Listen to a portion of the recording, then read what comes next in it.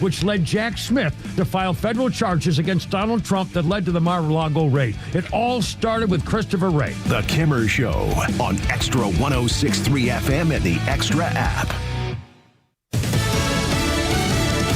Test votes in the U.S. Senate. I'm Lisa Brady, Fox News, on day 3 of a government shutdown. The government remains closed because Donald Trump and Republicans insist on raising Americans' health care premiums and kicking millions off their insurance. Senate Minority Leader Chuck Schumer, as Democrats keep pushing to extend Obamacare subsidies. Republicans say other proposed Democrat changes would end up covering health care for illegal immigrants. How much longer this shutdown lasts depends entirely on Democrats. Senate Majority Leader John Thune says Republicans are willing to talk about policy differences, but not until the government reopens. The Democrats' short-term spending bill just failed again.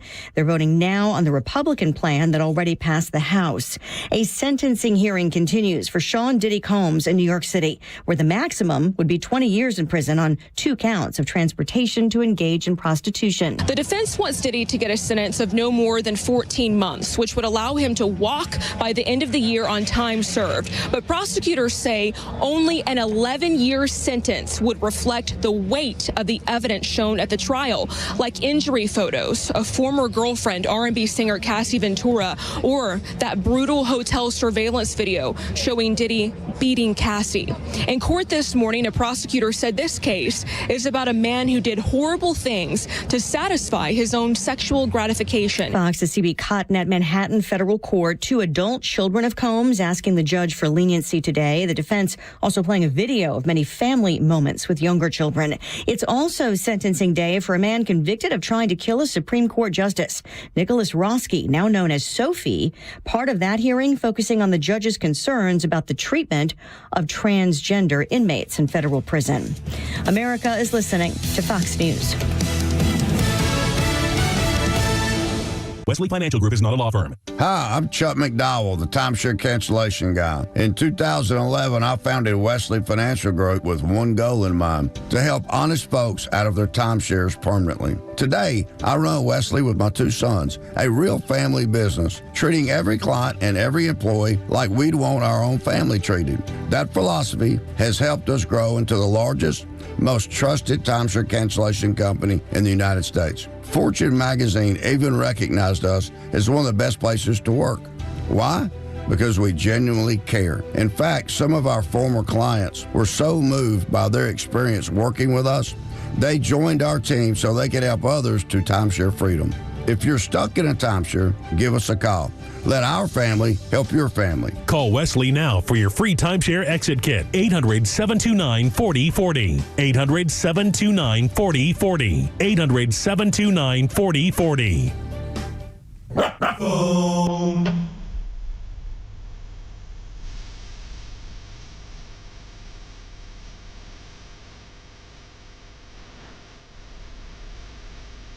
Yes, that's right. It's Friday. Friday. Here on the Kimmer Show. And no, I'm not the Kimmer. I am Victor Armondez. New Mexican, not afraid to be American, filling in for the Kimmer. Hey, folks, by the way, for my show, this is Anything Goes Friday. Anything Goes Friday. So 404-741-1230. 404-741-1230 here on Extra 106.3. If you want to be a part of this show, now is your chance on Anything Goes Friday. You can call me with anything. It doesn't matter what it is, no matter what topic I'm talking about. If something pops in your head and you want to talk to me, or if you've been a listener of mine for a while to the Victor Armondez Show, and now's your chance to ask me whatever you've been thinking about asking. Anything Goes Friday, 404-741-1230.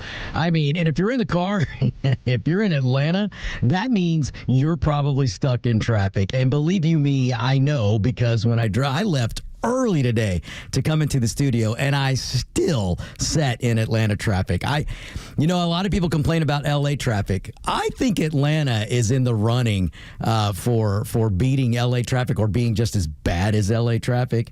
I got a little song though. Maybe this will put a little pep in your seat. Flounders all over it. It's like you could read my mind.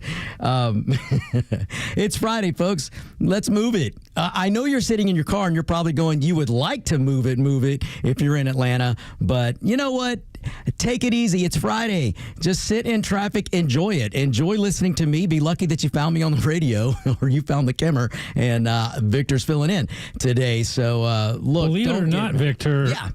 Atlanta is voted the worst city for traffic over Los Angeles, which is number 3. Over LA. What's number 2? Miami, Oh Florida. my gosh, that's crazy. So I've got a good buddy of mine, Daryl, if you're listening. Flounder just vindicated everything you've ever said we have a text. I've got some buddies. We grew up together, and we have a group text. We've been referred to as the Jewish Mafia. I shouldn't say that. I'm not a practicing Jew. I'm going to catch flack for that. But I do have heritage in my family. So ladies and gentlemen, you guys will hear me talk about my upbringing.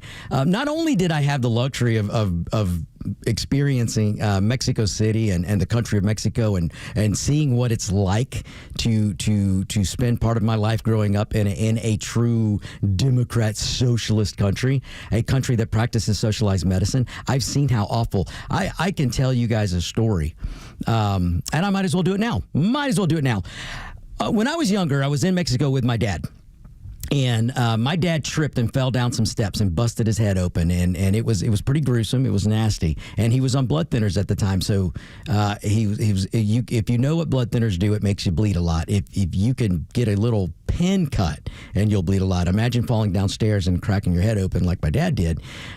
We're in Mexico. I grabbed towels. We're in a restaurant. I grabbed towels from the waiter, cover my dad's head. My mom's there. She's freaking out. Although I have to tell you, my mom is one of the most calm people in emergency situations. She's very, very good. She's just a natural. We jumped in the car. My dad, I put him in the passenger seat. My mom gets behind him. She holds his head back, holds the towels in place, and I jump in the driver's seat and I go to the nearest hospital.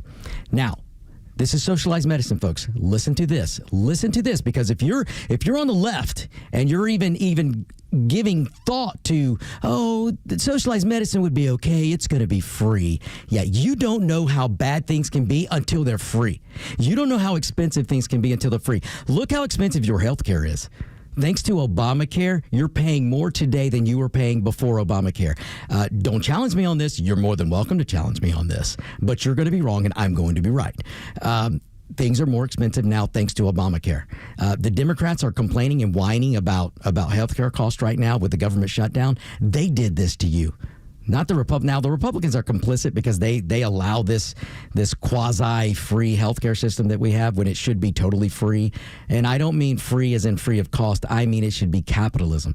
Our healthcare system should be based on free markets, not free handouts, but free markets. But anyway, so we get to the hospital. The socialized medicine in Mexico. So we get to the socialized medical hospital, and we run my father in. There's no nurses. There's one doctor, and I kid you not, there was no nurse, there was no attendants to help us. I had to go in the back with my dad, with the doctor, and I opened syringes for the doctor. I held an IV for the doctor. While he cleaned the wound and stitched my dad up, I was in there holding. Now, granted, we're in a room that you can see rust on the bed. You can see rust on anything that was metal in there had rust on it. And this was an emergency room. This was a hospital. Of where the person who came in, the helper to the patient, because my dad was the patient, I had to hold the IV bag. I was grabbing cotton for the doctor. I don't have nurse training, but yet there I was thrown into a position where I had to help because they were understaffed. And we were lucky that there was a doctor there. Now, I don't know how qualified the doctor was. I don't know how long he'd been practicing, but it didn't matter because he did a wonderful job of stopping the bleeding and getting my dad stitched up. But the point of the matter is, when you go to an emergency room in this country, at least not yet, when you go into an emergency room, you get all the help you need. There's qualified doctors, there's qualified nurses, there's PN, I don't even know what you call them, the nurse practitioners, there's medical practitioners, there's all kinds of levels of people, even students, that are there to help you. There's not a lack of people there to help you, at least not yet. Now, if we go full on socialized medicine, listen to me, folks, if we go full on socialized medicine like most countries outside of this country, then there will be shortages, because you cannot have government run anything without having rationing. When the government takes over something as major as the healthcare system, there will be rationing, because the government cannot do it efficient. It will become more expensive, and then your quality of care is going to fall, and your quantity is going to fall. So I've lived it. I've seen it. That's my experience, and that's as the Democrats like to say, that's a lived experience in Mexico that I witnessed. So don't be so sure just because the Democrats paint this, and understand this. If we went full on socialized medicine, because you know what they have in Mexico? They have very high end private medical hospitals where a bunch of Americans work.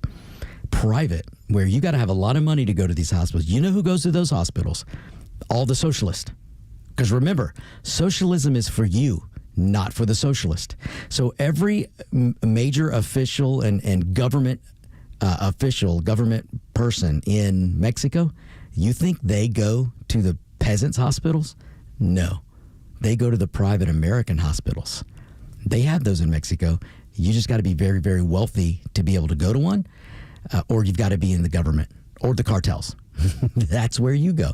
And the same thing happened here. And if you don't believe me, just look back to, 09, 08, 09, when Obama was pushed through, when the Democrats and Obama pushed through Obamacare, when they pushed through the beginnings of socialized medicine in this country. When they started pushing that, and they pushed that through, it now look at today, fast forward to today, healthcare is more expensive. But when they pushed it through, who did they exempt? Who did every Democrat representative and Republican representative and Obama himself and his family and all their staffers, they were all exempt. They exempted themselves from Obamacare. So they passed the beginnings of socialized medicine back in 09 or whatever, and they passed this and said, you, the American people, will be forced to use this. If you don't, and you don't have, if you're not clinging on to your previous health care, and you don't go buy this forced on you Obamacare, we're going to tax you. We're going to penalize you. This all happened in 09 and 10, 11 and 12. It all happened until Trump was elected in his first term, and he took away the penalty. And all they did was take away the penalty. Obamacare's still there, and it's growing, and it's not going anywhere. Because the Democrats knew this. The Democrats know if they can push through legislation to take over parts of the economy, whether it's healthcare or anything else, when they can make the government control, it'll never be taken away. Because every campaign the Democrats have ever had after Obamacare was passed, every Democrat campaigning, all they say is, that guy is going to take away your health care if you don't vote for me. What are they doing today? Fast forward, folks, all the way to today in 2025. What is Schumer saying today? The shutdown continues because the Republicans are trying to take your health care away. They've been saying this stuff ever since Obamacare was passed, while they exempt themselves from the burdens they put you on or put you in, or the burdens they make you suffer. So, folks, we've got to take the first break. We'll be right back. Don't you go anywhere. This is Victor Armondez. When conflicts escalate around the world, don't let the mainstream media scare you into believing their narrative. Get it right with Atlanta's only conservative voice. And trust the Morning Extra, Glenn Beck, Clay and Buck, The Kimmer Show, and our entire lineup to give it to you straight. Don't buy the fear. Just keep it here. Extra 106.3 FM and the all-new Extra app. It's only the Kimmer Court, so we'll get back to talking about how safe you are with the future under Donald Trump, by the way, for the record. These freaking we'll get to that again later. But speaking of keeping things safe, how about Atlanta's Safe House? I joke about myself. I'm an idiot. When I went to Florida, didn't have my Atlanta Safe House safes down there, lost medical records, cost me a bundle and whatever. Well, it's my fault. Now learn from the Kimmer. If you need things like medical records or your living will, for crying out loud, or things that your kids need to find out if you're incapacitated or whatever, things you want to safe. Keeping your stuff safe. Healthcare plans, too, for the bank records, the whole deal. By the way, gun safes. You know, Browning has rebates going nuts right now. Get in on this deal. Atlanta Safe House. Jeff and Mark, you know, they have a showroom in Acworth up on Industrial Boulevard. They love it when you stop in just to say howdy and see what's going on. Oh, check out those pistol safes. Holy cow. Everything's pretty much on sale. Oh, they got more safes than anybody you ever even heard of. Please tell them the Kimmer sent you. They've got what you're looking for to keep your stuff safe, locked up, and safe forever. AtlantaSafeHouse.com. Backyard, ballpark, or campsite, if there's fire, you can grill. At Southern Thunder Barbecue School, our Grill with the Pros class puts you in the action. In just 4 hours, you'll master steakhouse quality steaks, thick-cut pork chops, chicken quarters, veggie kebabs, and wings. It's a hands-on training under the tutelage of barbecue grand champions. When the cooking is complete, you'll feast. Don't just grill, grill like a pro. Register now at SouthernThunderBarbecue.com. That's SouthernThunderBBQ.com. This is Window Nation, your source for affordable replacement windows at the highest quality. So if you've got old, drafty, sticking, or leaking windows, you need the experienced pros at Window Nation. You can pay a lot less and still get the premium windows you're dreaming of. Their custom windows are guaranteed to be a perfect fit, and they're backed by the best warranty in the industry. Go to GetWindowNation.com or call 866-90Nation for your free estimate. And for a limited time, buy 2 windows, get 2 windows free, plus no payments for 2 years. Hey, this is John Flading. I'm the president and owner of ATL Turf Co. We are a family-owned, operated, independent local company. We have over 15 years of artificial grass design, installation, and sales experience. From premium artificial lawns and backyards, custom putting greens, sports fields, hardscape, drainage. We do both residential and commercial. If you can dream it, we can build it. Just go to atlturfco.com to schedule an appointment. Hey, Atlanta Braves fans, this is Kelly Kroll asking you to step up to the plate for the men and women who have served our country and protected our freedom. The Warrior Alliance, an official community partner of the Atlanta Braves and the Atlanta Braves Foundation, is helping thousands of veterans to achieve success after military service. Either you or someone you know has served and deserves our support. The best way to say thank you for your service is by helping a veteran round the bases on their journey home. Donate today at thewarrioralliance.org.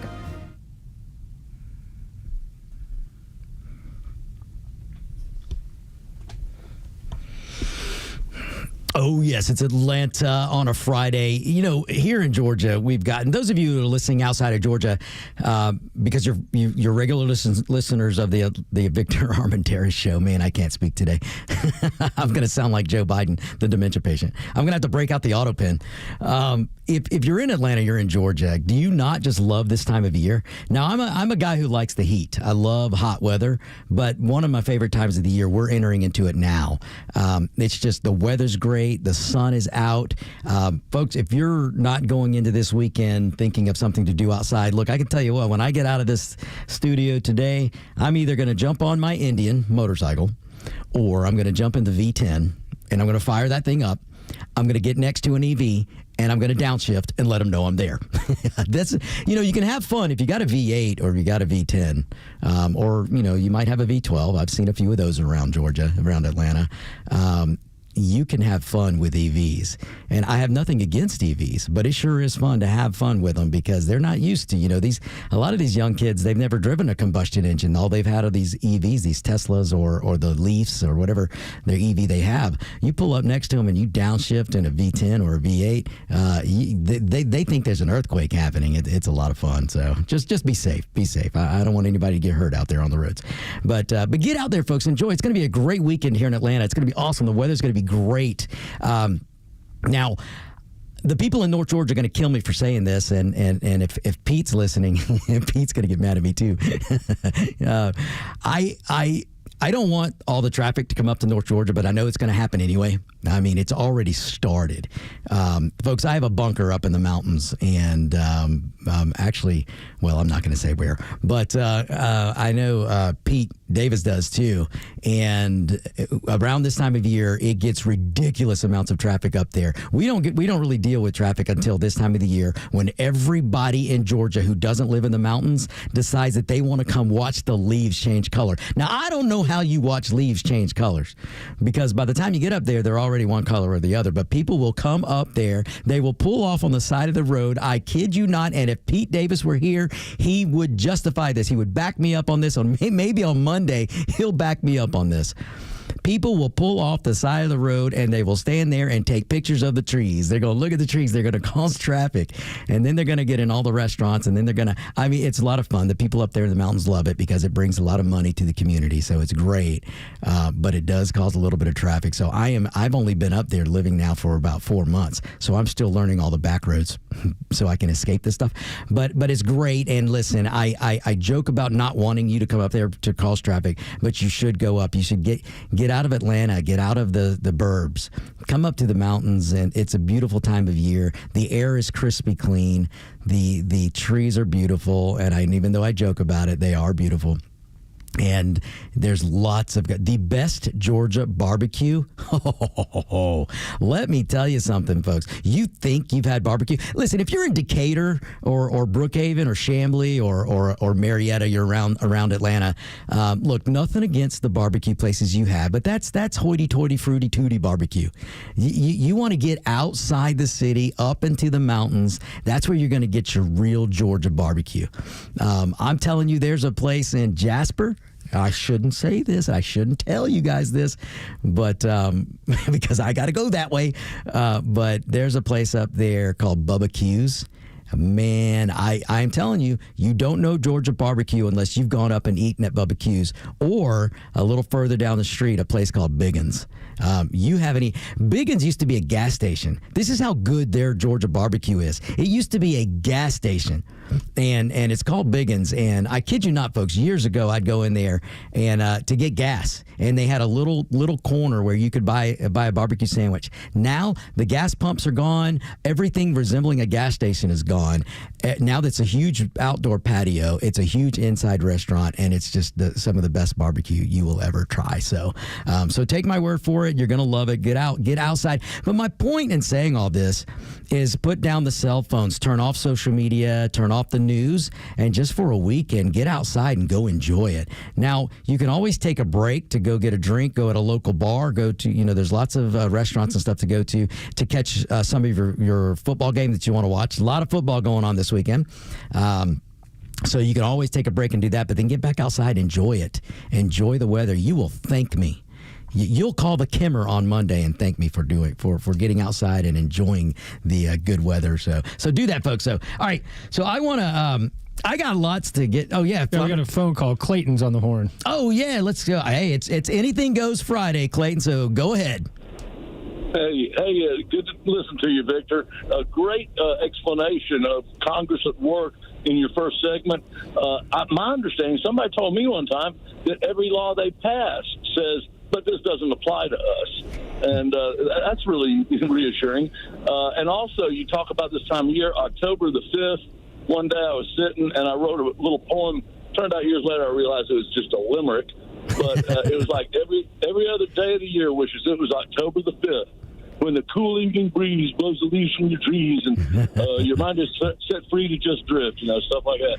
But you're right, this time of year in the North Georgia mountains. Oh, it's great. Well, Clayton, you got some talent there, Clayton. Hey, Clayton, do me a favor. Yes, sir. If you ever meet Alexandria Ocasio-Cortez, will you ask her to define limerick? Yeah, no. Please, I'd love to see that. Yeah, that great Boston College education, I heard. Gosh. I don't know what. Apparently, she was educated in economics, but I don't believe it. But who knows? Well, it got her a job in bartending.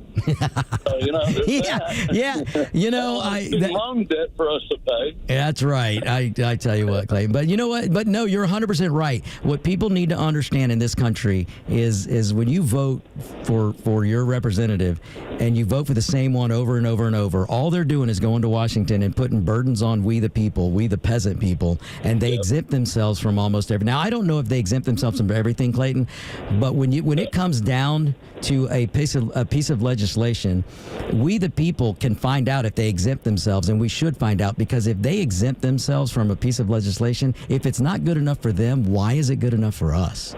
And that's the way we need to look at it. So, Clayton, man, thank you so much for the call. I appreciate it.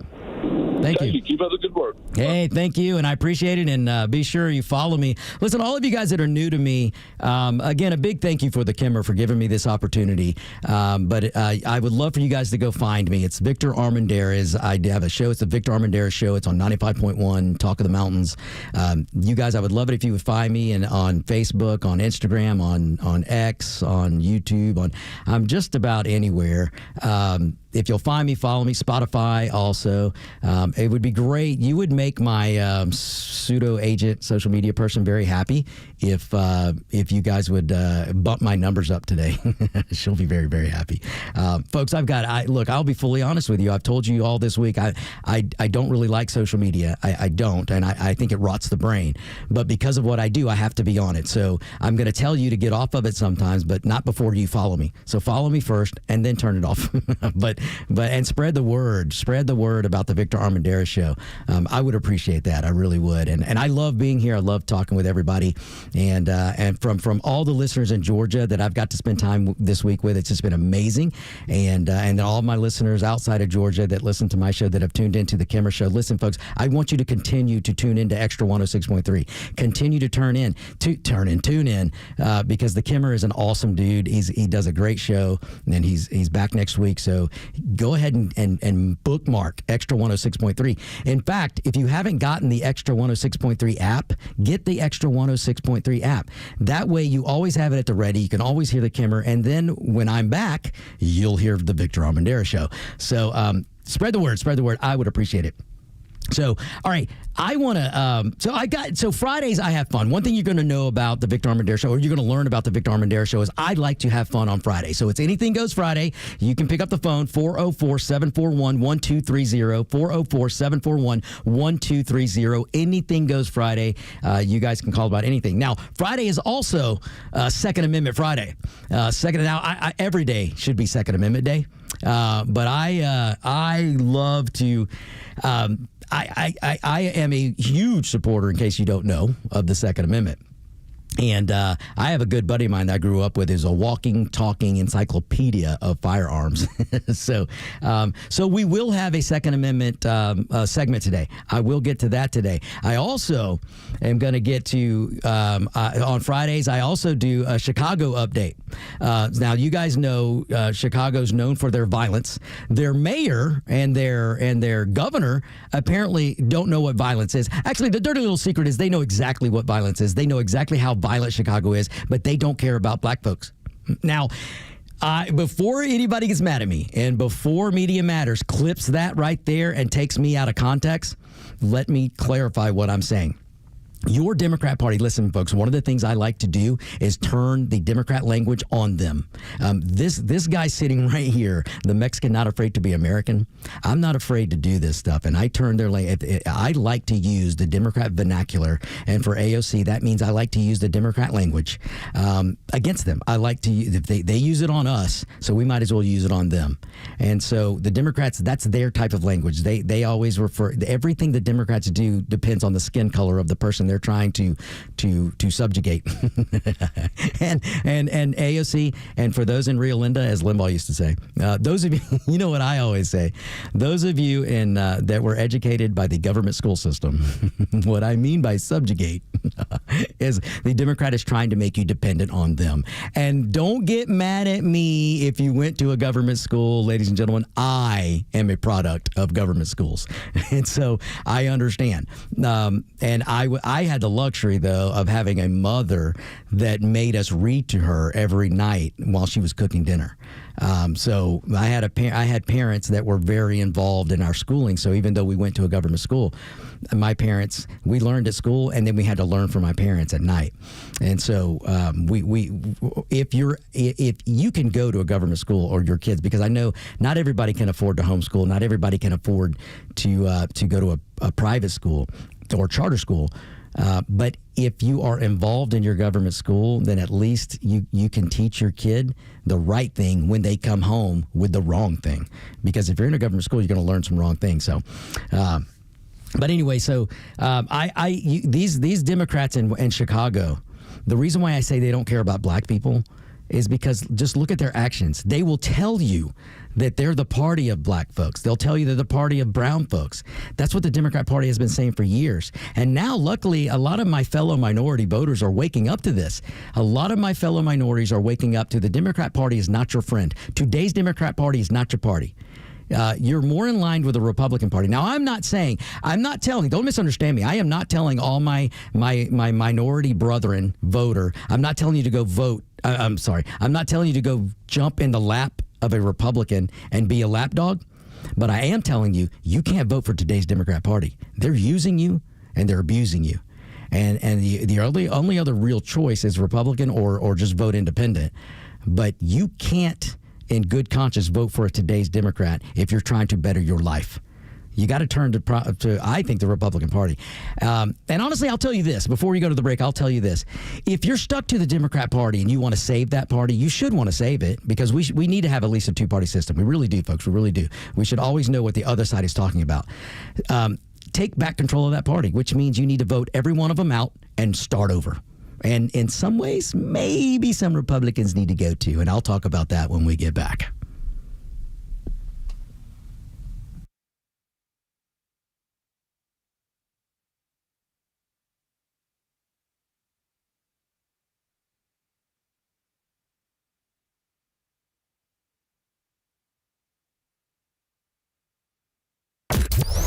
Did you miss Neil Bortz? I am shocked. Don't worry. He's live anytime on the Extra 106.3 app. Oh, that radio show. Did traffic cause you to miss some of the Kimmer Show? Get it on the app. It's all the kids talk about on Monday at school. With anytime show replays from the Kimmer, Bortz, The Morning Extra, Clay and Buck, and so much more. Plus local headlines and breaking news. Grab the Extra 106.3 app now and start streaming.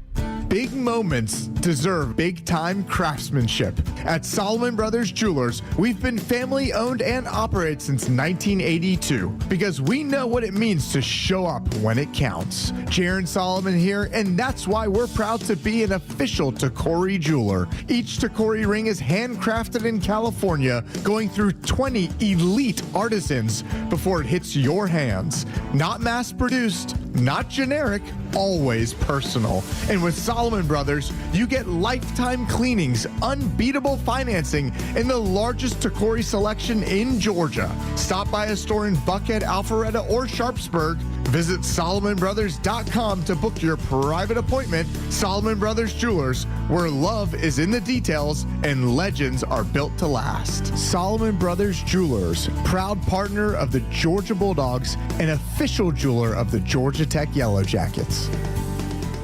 You should never need financing for a simple garage door repair, but it's happening here. Out-of-town companies have invaded Atlanta for a cash grab, charging outrageous prices. Hi, I'm Dan Watkins, owner of All Four Seasons Garage, Entry Doors, and Windows. Stay local and stay on budget for every opening of your home. All Four Seasons, trusted in Atlanta for over 25 years, exceptional customer service, and fair, honest pricing. When trust matters, trust us. All the number 4 Seasons Garages. There are many choices when it comes to who you choose for your cell phone service, and there are new ones popping up all the time. But here's the truth. There's only one that boldly stands in the gap for every American that believes freedom is worth fighting for, and that is Patriot Mobile. For more than 12 years, Patriot Mobile has been on the front lines fighting for our God-given rights and freedoms while also providing exceptional nationwide cell service with access to all 3 major networks. And don't just take my word for it. Ask the hundreds of thousands of Americans who have made the switch and are now supporting causes they believe in simply by joining Patriot Mobile.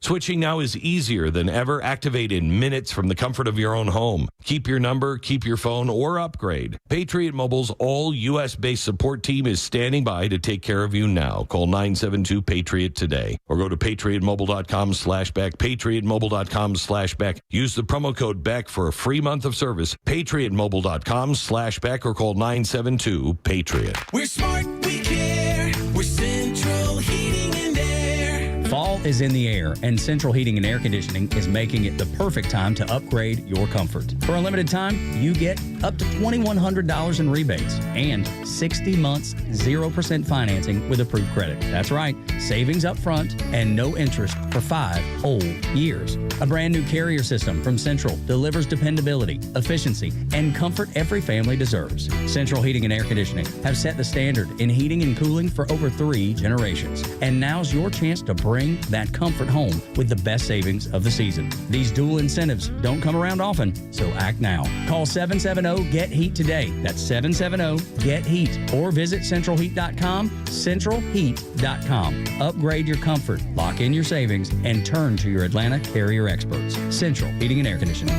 We're smart, we care. We're Central Heating and Air.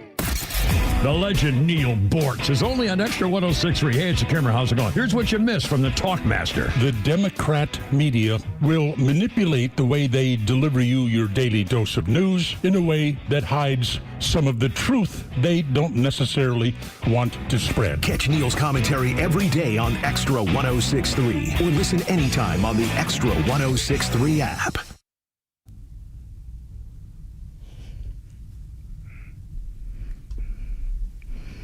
Welcome back, ladies and gentlemen. It's Victor Armondez on Anything Goes Friday, 404-741-1230, 404-741-1230, Anything Goes Friday. All right, those of you watching the webcam, if you're wondering why I'm standing up and shaking my knee, it's because I'm on the wrong side of old. I played soccer the other night, and I scored an awesome goal, and I paid the price for it. So I've got a knee problem. But again, it's probably more because I'm on the wrong side of old and not so much that I got plowed into by someone 5 feet taller than me that plays on the other team. But anyway, I still do it. I love it, love it, love it. You listeners are amazing. I'm getting lots of great messages coming in from all you guys. I mean, you guys are awesome. We have a listener in Kennesaw, Georgia, who said that maybe Tuesdays should be two-stroke Tuesdays. That is great. Now, ladies and gentlemen, if you don't know, the people who listen to my show, they start to learn things about me. And one of the things I do for fun, listen, folks, I don't drink. I've never drank alcohol. And I even bartended through college, but I don't drink, never have, never will. Now I'm too old to start, so I can't drink now. I've never smoked, and even a cigarette or any drugs. Never done that. My vice is adrenaline. And my vice is adrenaline, which is why Friday is such a fun day, because Friday was always leading into the weekend where I usually jumped on a motorcycle and raced it. If you could put gas in it, I would race it. And I still do it. I still do, and I got some fun motorcycles. I love to race motocross. Now I don't race for competitiveness or competitively anymore. I do it for fun, and it's a lot of fun. So if you don't know what this listener was meaning by two-stroke Tuesday, I should have two-stroke Tuesday. Every day should be two-stroke day, really. That's just referring to an engine. A lot of motocross bikes back in the day, in the old days, they were two strokes. Now they're four strokes. They're water cooled. You know, it's just things get modernized. And before you know it, they're going to try to force motorcycles to be electric, and I can't go for that. Nope, just can't go for that. But I'm sure they'll be cool, and the technology will be great, but it ain't for me. But two-strokes are old school. It's old school motocross bikes. They're very loud, very annoying, but very fun. And so thanks for that, listener. That's just awesome. So, okay, one of the other things that I like to do, and I'll just go ahead and do it, because it's Friday and we're going into the weekend, is I'm going to do my Chicago update. Flounder, if you've got the soundbite for Chicago, for my Chicago update. Is it the dirty? Yes. Okay. Being this is a 44 Magnum, the most powerful handgun in the world, and would blow your head clean off. You've got to ask yourself one question. Do I feel lucky? Well, do you, punk? Yeah, well, do you? That's just great. And I know everybody knows that movie. I know everybody knows which movie. But if you want to call in and just tell me that you do know that movie, or if you don't know that movie, then definitely call in 404-741-1230.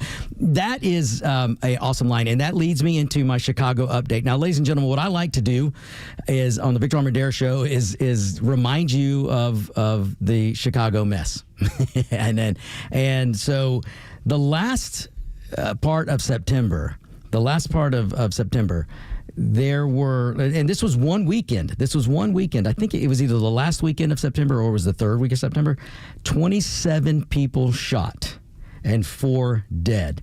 And I'm not making this up. I didn't just make these numbers up. I got this from the CWB Chicago, one of their media outlets, CWB Chicago. 27 people shot, 4 people dead. And that was at the time of that reporting. We don't know if any of the injured, I didn't go back and check to see if any of the other injured, because there were serious injuries, if any of them passed away. Hopefully not. Hopefully, we should all pray that the victims all made it. But unfortunately, 4 dead, 27 shot. And I don't have to look up the names of these people. I don't have to look up who they were, because you can rest assured this was Chicago, and this was probably 99% black on black crime.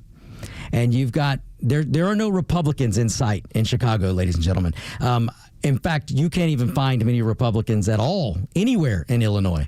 I mean, maybe on the farms close to Kentucky, then maybe there's a Republican elected somewhere around there.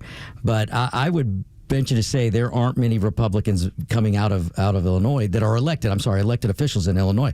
But when you talk about Chicago, where all the violence is happening, where the majority of the violence is happening, and a majority of that is black on black crime, it's Democrats. Democrats are in charge. Democrats have been in charge of Chicago and surrounding area for decades and decades and decades. So if the people have a problem in Chicago with the way Chicago's been run, they can only blame the Democrats. And this is what I mean when I tell you, if you're stuck to the letter D, like apparently so many, think about this. All the people who live in Chicago who have to deal with gang members and crime. They have to worry about being carjacked. They have to worry about walking to the grocery store. They have to go extra distance to get to a grocery store because so many in the inner cities closed down because of crime. You have to go in and ask for, can you unlock the box over here so I can get some toothpaste? Because they have to lock everything up because of crime. All of these people who have been living that way for generation after generation, they continue to vote for the people who've done this to them. They continue to vote for the people who allow this kind of crime. They continue to vote for soft on crime Democrats. How does that make sense? How does that make sense? I mean, if you cannot be in Chicago or Detroit or New Orleans or Baltimore or D.C., when D.C.'s changed now thanks to Donald Trump, but you can't be in these liberal-run cities where soft-on-crime Democrats, you can't live there for decades, vote for a Democrat every freaking year, and then complain to me about the violence. Now, folks, listen, I'm not angry. I'm just right. I'm not angry. I'm just right. All of these people that live in these crime-ridden cities that are run by Democrats, they vote for these Democrats over and over and over and over. And what is it? What did Einstein say? You keep doing the same thing. Insanity, the definition of insanity is doing the same thing over and expecting a different result or a different outcome. I mean, it's amazing to me. So here is my advice to you if you're in one of these failing cities and you just can't get away from the Democrat Party. If you're so married to the Democrat Party, then you need to change the Democrat Party. Because if you're married to the Democrat Party, maybe that Democrat Party in your eyes was the great, and some people will say great, but it was a better party under Kennedy those years, the Kennedy years. I could understand people wanting to be a Democrat from Kennedy years. Well, if you're thinking that should be your Democrat Party, well, it's not today's Democrat Party.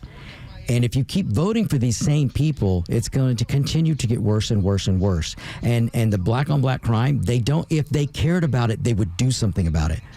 But I just told you 27 people were killed a couple of weekends ago. In 1 week, 27 people were shot. 4 people were killed on one weekend in Chicago. A majority, if not all of them, were black victims. And you haven't heard one Democrat come out and say, we have to stop these poor black victims from being killed and from being shot. You haven't heard one Democrat come out and say that.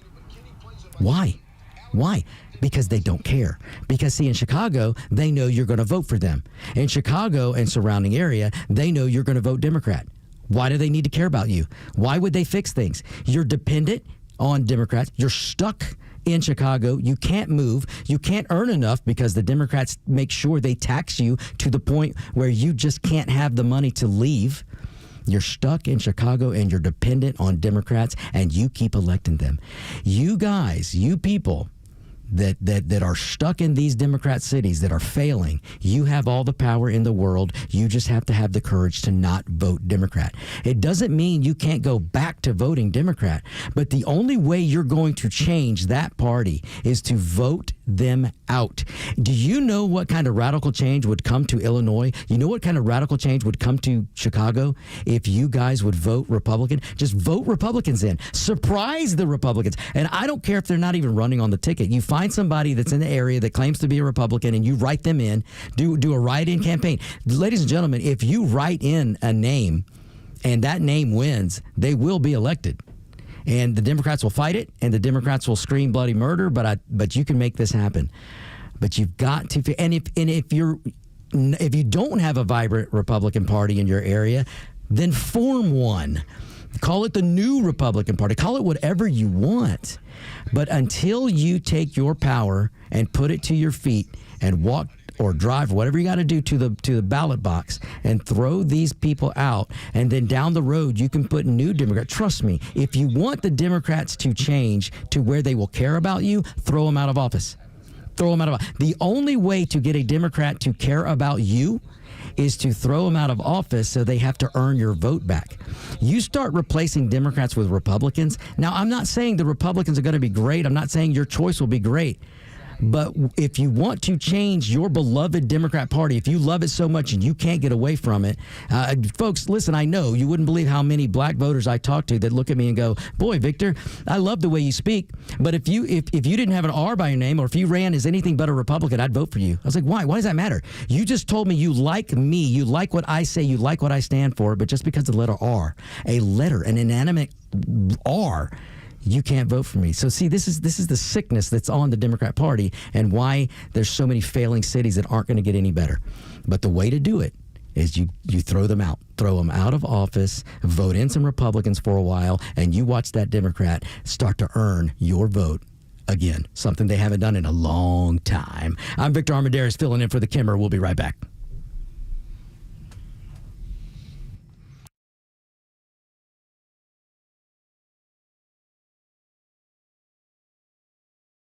Keep up with all of our shows and the latest headlines by following Extra 1063 on Instagram, X, Facebook, Truth Social, and all your social media platforms. Plus exclusive giveaways and more. So follow now at XTRA 1063. Here today with Evan Ward of Atlas Retirement. And Evan, I recently read an article that said 65% of those surveyed, they're more worried about running out of money in retirement than they are of death itself. So let's talk about some of the ways you can help our listeners replace that paycheck they've relied on for all these years in their working lives. Well, it makes sense that they'd be scared of that, because what do you do if you run out of money in retirement? You're going to go back to work? Who's hiring folks that are retired and physically and mentally you're going to be able to do that? And isn't the whole point of having a financial advisor so that you never have to worry about that again? So one of the ways that we do that is we build a fully comprehensive income plan so that we know there's money coming in every month that'll cover your bills, give you the quality of life that you're looking for, no matter what the market's doing, no matter how long you live. In some cases, regardless of what happens to you health-wise. So we can put plans in place to eliminate or at least mitigate all of those kind of risks every single person deals with in retirement. I know a lot of our parents relied on pensions, but let's be honest, Evan, the pension is becoming a thing of the past. But there are ways for folks to create their own personal pensions, aren't there?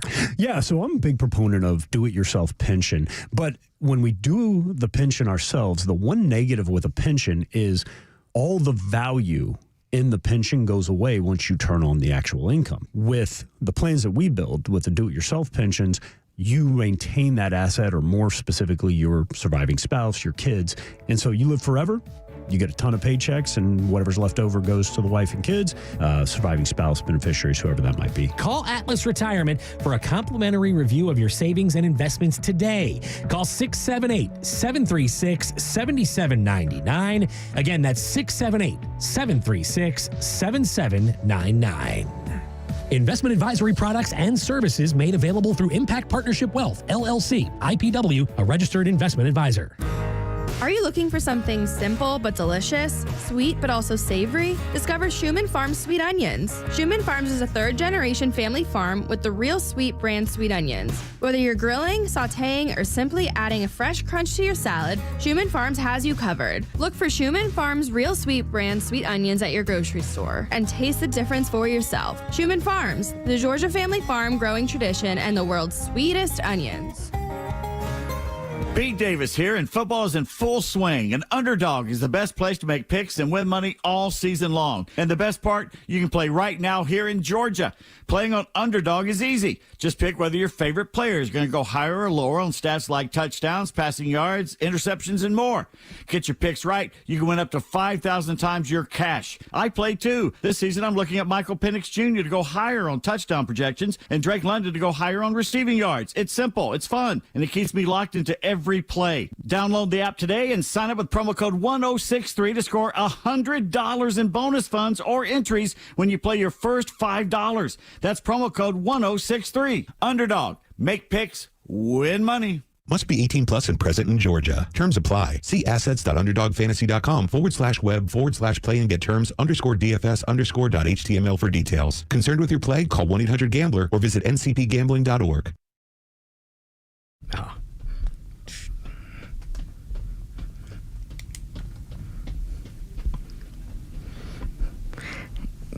I love the Ramones. This is great.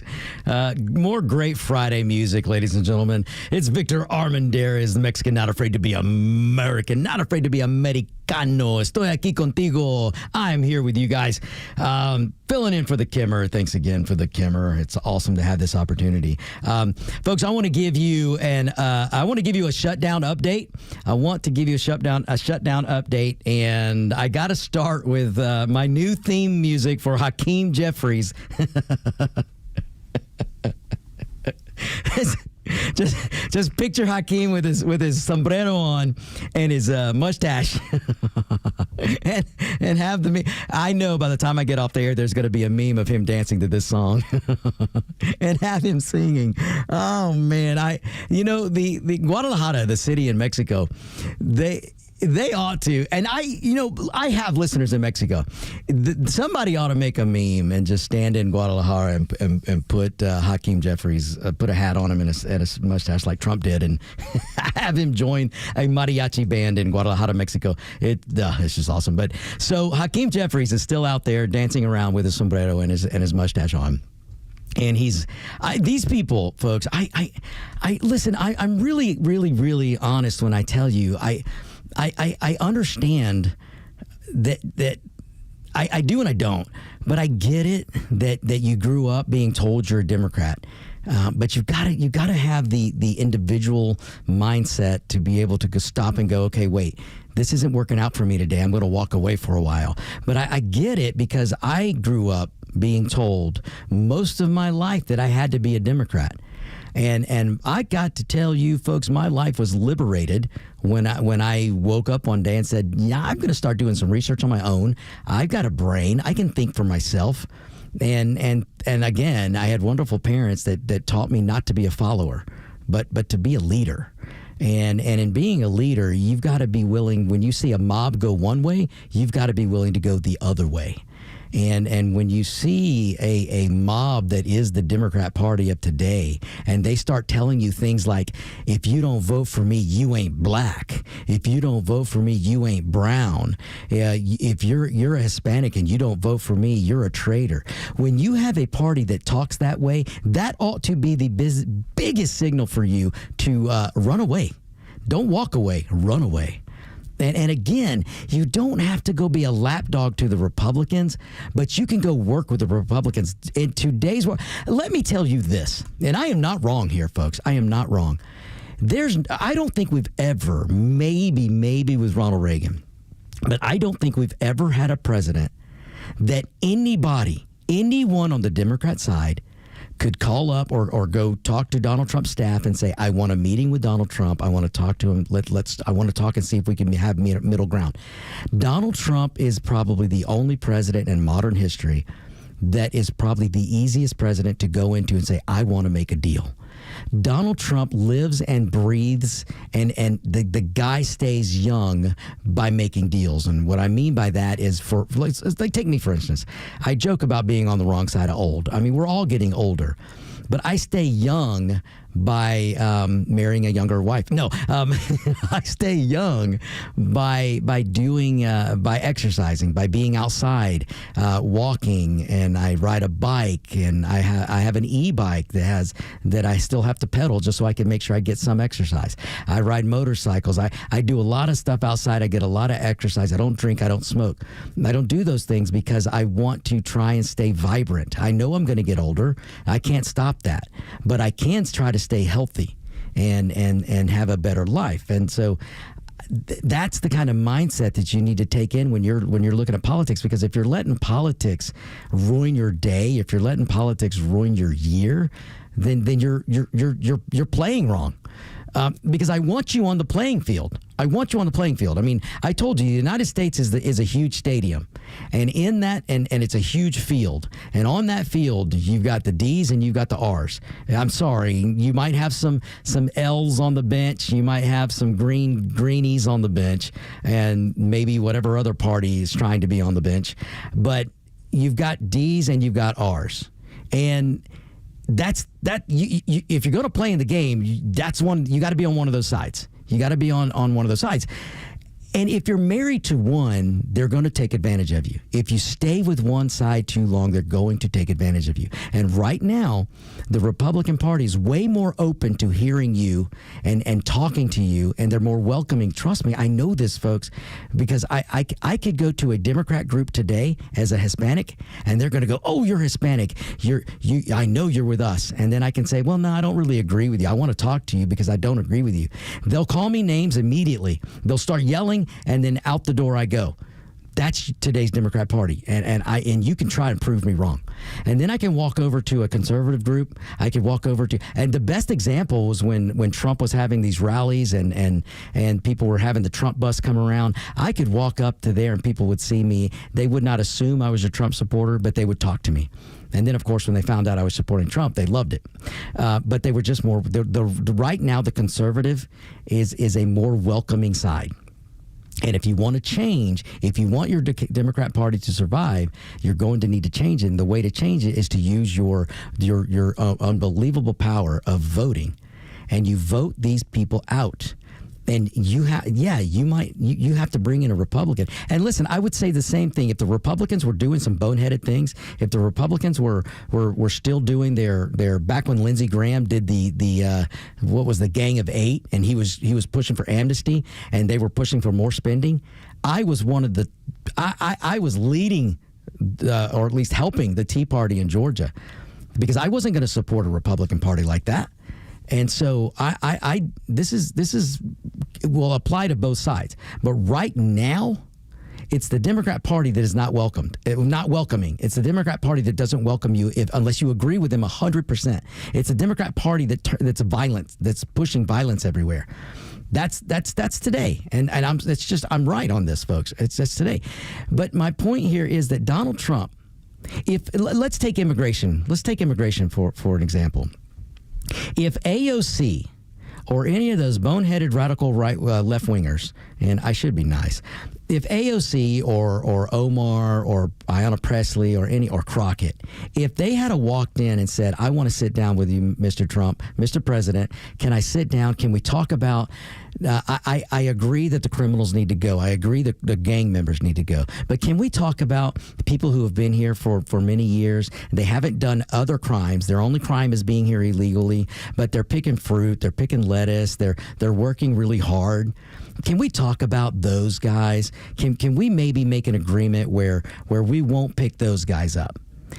I guarantee you Donald Trump would have said, "You know what? Yeah, let's talk. Let's negotiate." I guarantee you he would have done that. But instead, your radical Democrat Party decided to go down the lane of just everything has to be against Trump. If Trump came out today and said, like I said, it's a beautiful weather outside, it's a great day outside, everybody should breathe in that good air. If Trump said that, The Democrats would go outside and look at the sky and go, it's a terrible day, and hold their breath. The Democrats would go outside, look at the sky and go, nope, it's an ugly day today. Trump said it was nice. It's an ugly day. And Trump said to breathe in air, I'm going to hold my breath. That's your today's Democrat Party, folks. If Trump says something, they've got to take the opposite. If they really cared about people, if they cared about the minority, if they cared about Hispanics, they would go sit down with Trump and say, "Can we negotiate? Can we? Let's agree to get rid of the gang members. Let's agree to get rid of the bad elements. But can we talk about something, doing a workers program?" And I guarantee you, Donald Trump would have said, "Yes, we can."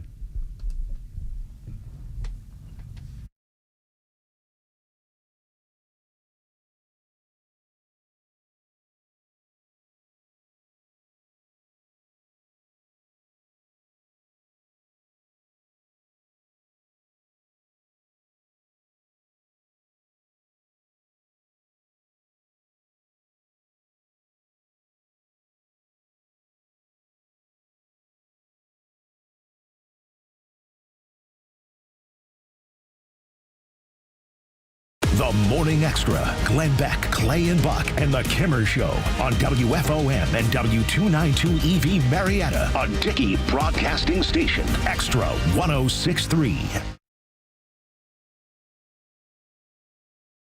Brady. 2 short-term spending plans failing again in the U.S. Senate, with Democrats still pushing to address health care concerns and Republican leaders saying those talks could happen after the government reopens. And in the meantime, the White House still warning of cuts to federal programs. Thousands of federal workers are under the threat of layoffs as part of a cost-cutting move by the Trump administration during the government shutdown. Nobody wants to do that, but sometimes in government you have to make tough decisions. White House Press Secretary Caroline Leavitt says the administration is also looking at agencies she says are a waste of taxpayer dollars. President Trump has described the shutdown as a great opportunity to eliminate Democrats' priorities. Fox's Jared Halpern at the White House. Well, earlier, President Trump setting a new deadline for Hamas to accept a U.S. plan for ending the war in Gaza, 6 Eastern, Sunday evening. The president has made it very clear to Hamas that this is an acceptable and detailed proposal that they must accept, or the consequences are going to be very grave for them. White House spokeswoman Caroline Leavitt calling it a red line. The president's post about the deadline warning in all capital letters there will be peace in the Middle East one way or another. Well, we're just getting reports that Hamas is out with a statement agreeing to some elements of the peace plan, including reportedly releasing the hostages. The headline story coming from this report from the Reuters news agency is that Hamas says it will agree to release all Israeli hostages. That's alive or dead. That's 48 individuals. Fox's Greg Palcott. Now, the statement says some other elements of the plan require further negotiation. It's not clear whether that would be a deal breaker. A new milestone on Wall Street. The Dow up 238 at the bell, topping 47K earlier. America's listening to Fox News. Wesley Financial Group is not a law firm. Hi, I'm Chuck McDowell, the timeshare cancellation guy. In 2011, I founded Wesley Financial Group with one goal in mind, to help honest folks out of their timeshares permanently. Today, I run Wesley with my 2 sons, a real family business, treating every client and every employee like we'd want our own family treated. That philosophy has helped us grow into the largest, most trusted timeshare cancellation company in the United States. Fortune magazine even recognized us as one of the best places to work. Why? Because we genuinely care. In fact, some of our former clients were so moved by their experience working with us, they joined our team so they could help others to timeshare freedom. If you're stuck in a timeshare, give us a call. Let our family help your family. Call Wesley now for your free timeshare exit kit. 800-729-4040. 800-729-4040. 800-729-4040.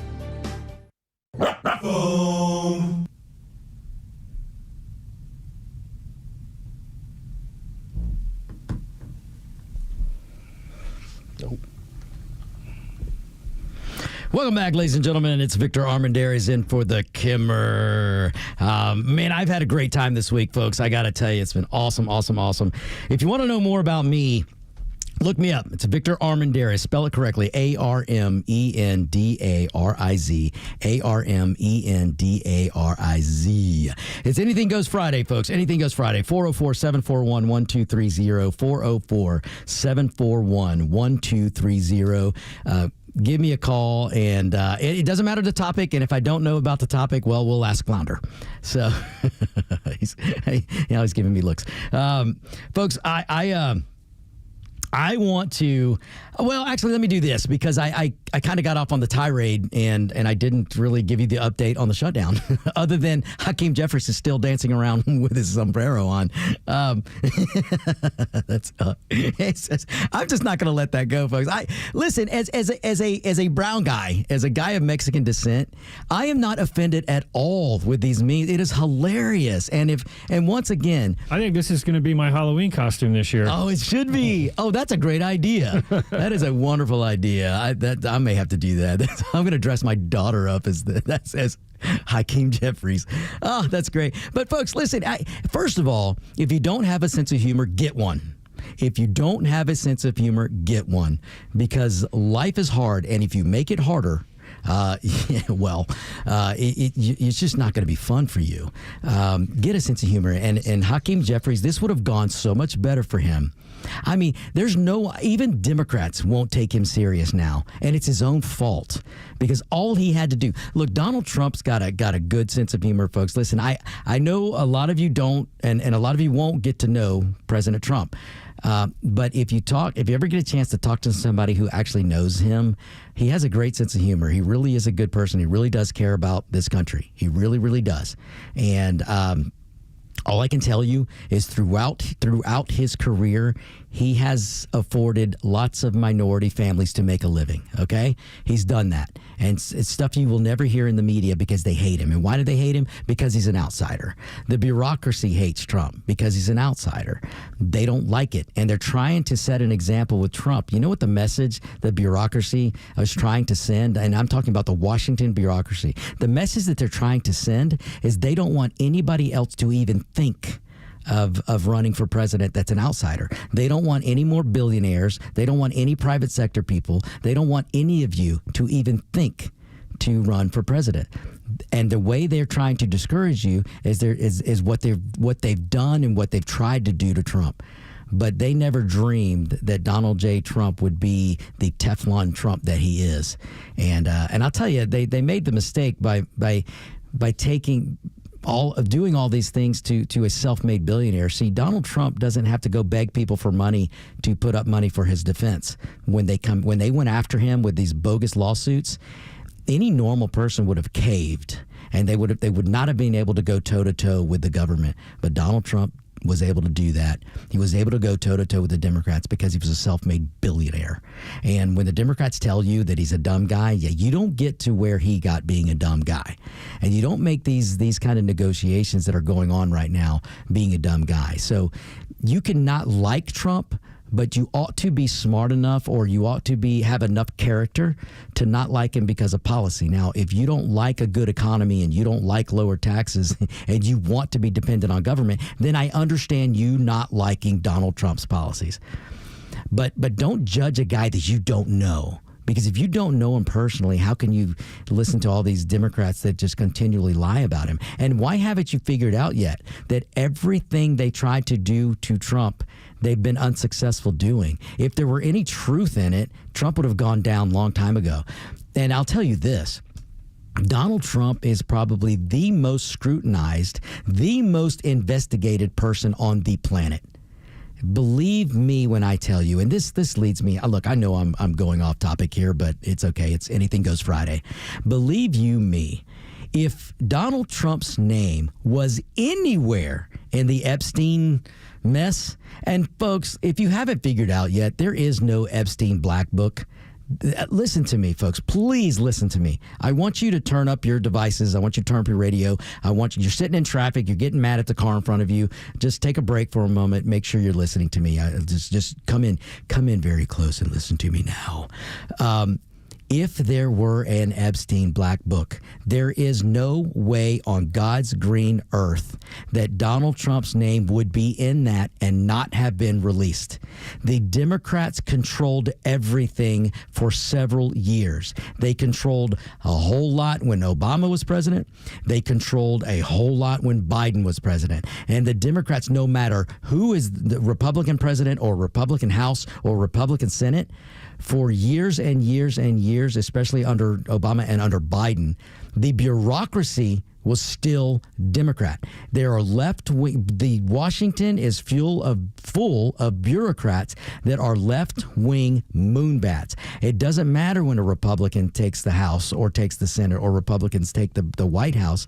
The bureaucracy is left wing moonbats appointed by Biden and Obama. Some of them are Clinton leftovers, but that's what you have up there. So I'm just telling you, folks, you got to understand, and you've got to be able to step back and use your common sense. Common sense will never steer you wrong, and logic will never steer you wrong. So sit back and ask yourself, is it logical? And for you Star Trek fans, you should love this. If you're a Star Trek fan, you should definitely be willing to use logic. But ask yourself, is it logical? Is it plausible that with so much power in Washington being controlled by the Democrats, whether it was Obama years or Biden years, or even when a Republican's in office, you still have the Democrat establishment appointees that were put in place in the bureaucracy by Obama and by Biden. You have all of those people controlling things. Is it logical? Is it plausible? Do you really think it's possible that there would be an Epstein book, an Epstein black book with Trump's name in it, and it would not have gotten out by now? There is no way. They had to make up a dossier. Hillary Clinton had to fake a dossier. She had to pay Michael Steele to fake a dossier about so-called Trump stories because they couldn't find Trump stories, because Trump's not a bad guy. Did he have a bankruptcy or so? Of course, everybody, a lot of people in business do. When you're in business level that Trump is, believe it or not, making a bankruptcy claim is a business strategy. So in his business, did he do everything right? Of course not. Did he break the law? No, because he has enough people to pay, enough money to pay to make sure he doesn't break the law. Does he use loopholes that people like Clinton and Democrats and establishment Republicans, the laws they passed, does he use loopholes that they passed? Of course he did. Of course he did, because he can afford to pay people to take advantage of those loopholes, just like all the donors that donate to the Democrat campaign war machine. This is why the Democrats and establishment Republicans pass these loopholes, so their donors can enjoy them.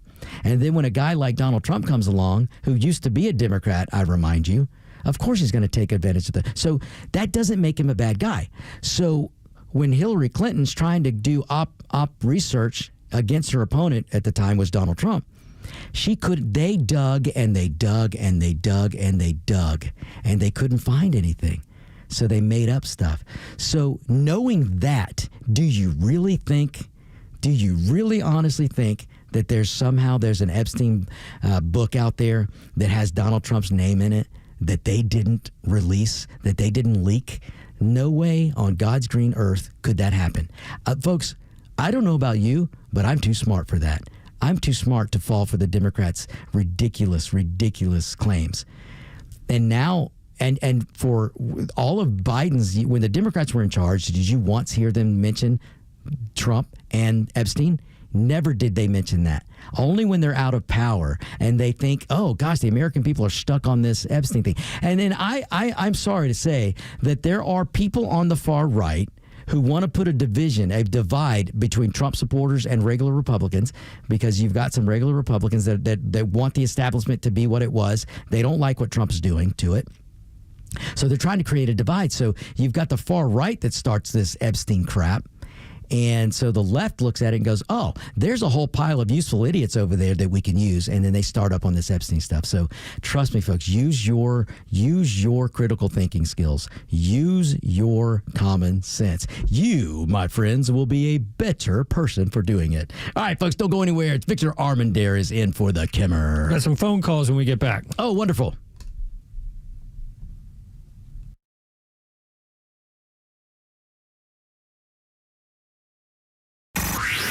time for the Bortz Report, brought to you by Southern Exteriors, the Southeast premier home exterior solution. Quality and precision you can rely on for over 20 years. Visit southernexteriors.co. Yesterday was Thursday, and on Thursday, a new Gallup poll was released. This time, the Gallup poll was measuring confidence and respect in the media. Only 28% of Americans expressed a great deal or a fair amount of trust in newspapers, television, and radio to report the news accurately and fairly. 28%. This is the first time in the 50-year history of this poll that overall trust in the media has dropped below 30%. Republican trust, 8%.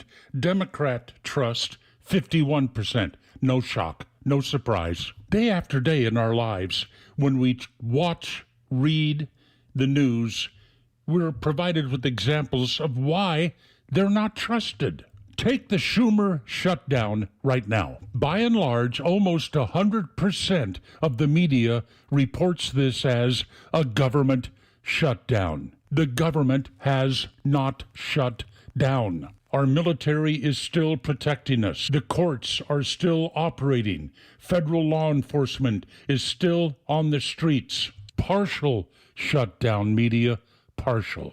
Oh, and the media is always ready to repeat any leftist charge of racism. When's the last time you saw any element of the media, newspaper, radio, TV, any of them, try to explain that by definition, most of what people call racism is not racism? No, they just repeat the lie. It seems their duty to do so. Compare Donald Trump to Hitler. The media is silent. Call a Democrat a socialist. The media gets upset. The media has to earn the respect of the American people. It has utterly failed to do so. Neil Bortz, Extra 106.3. Need a new roof or siding now but think you can't afford it? Hi, Megan here with Southern Exteriors, and you actually can.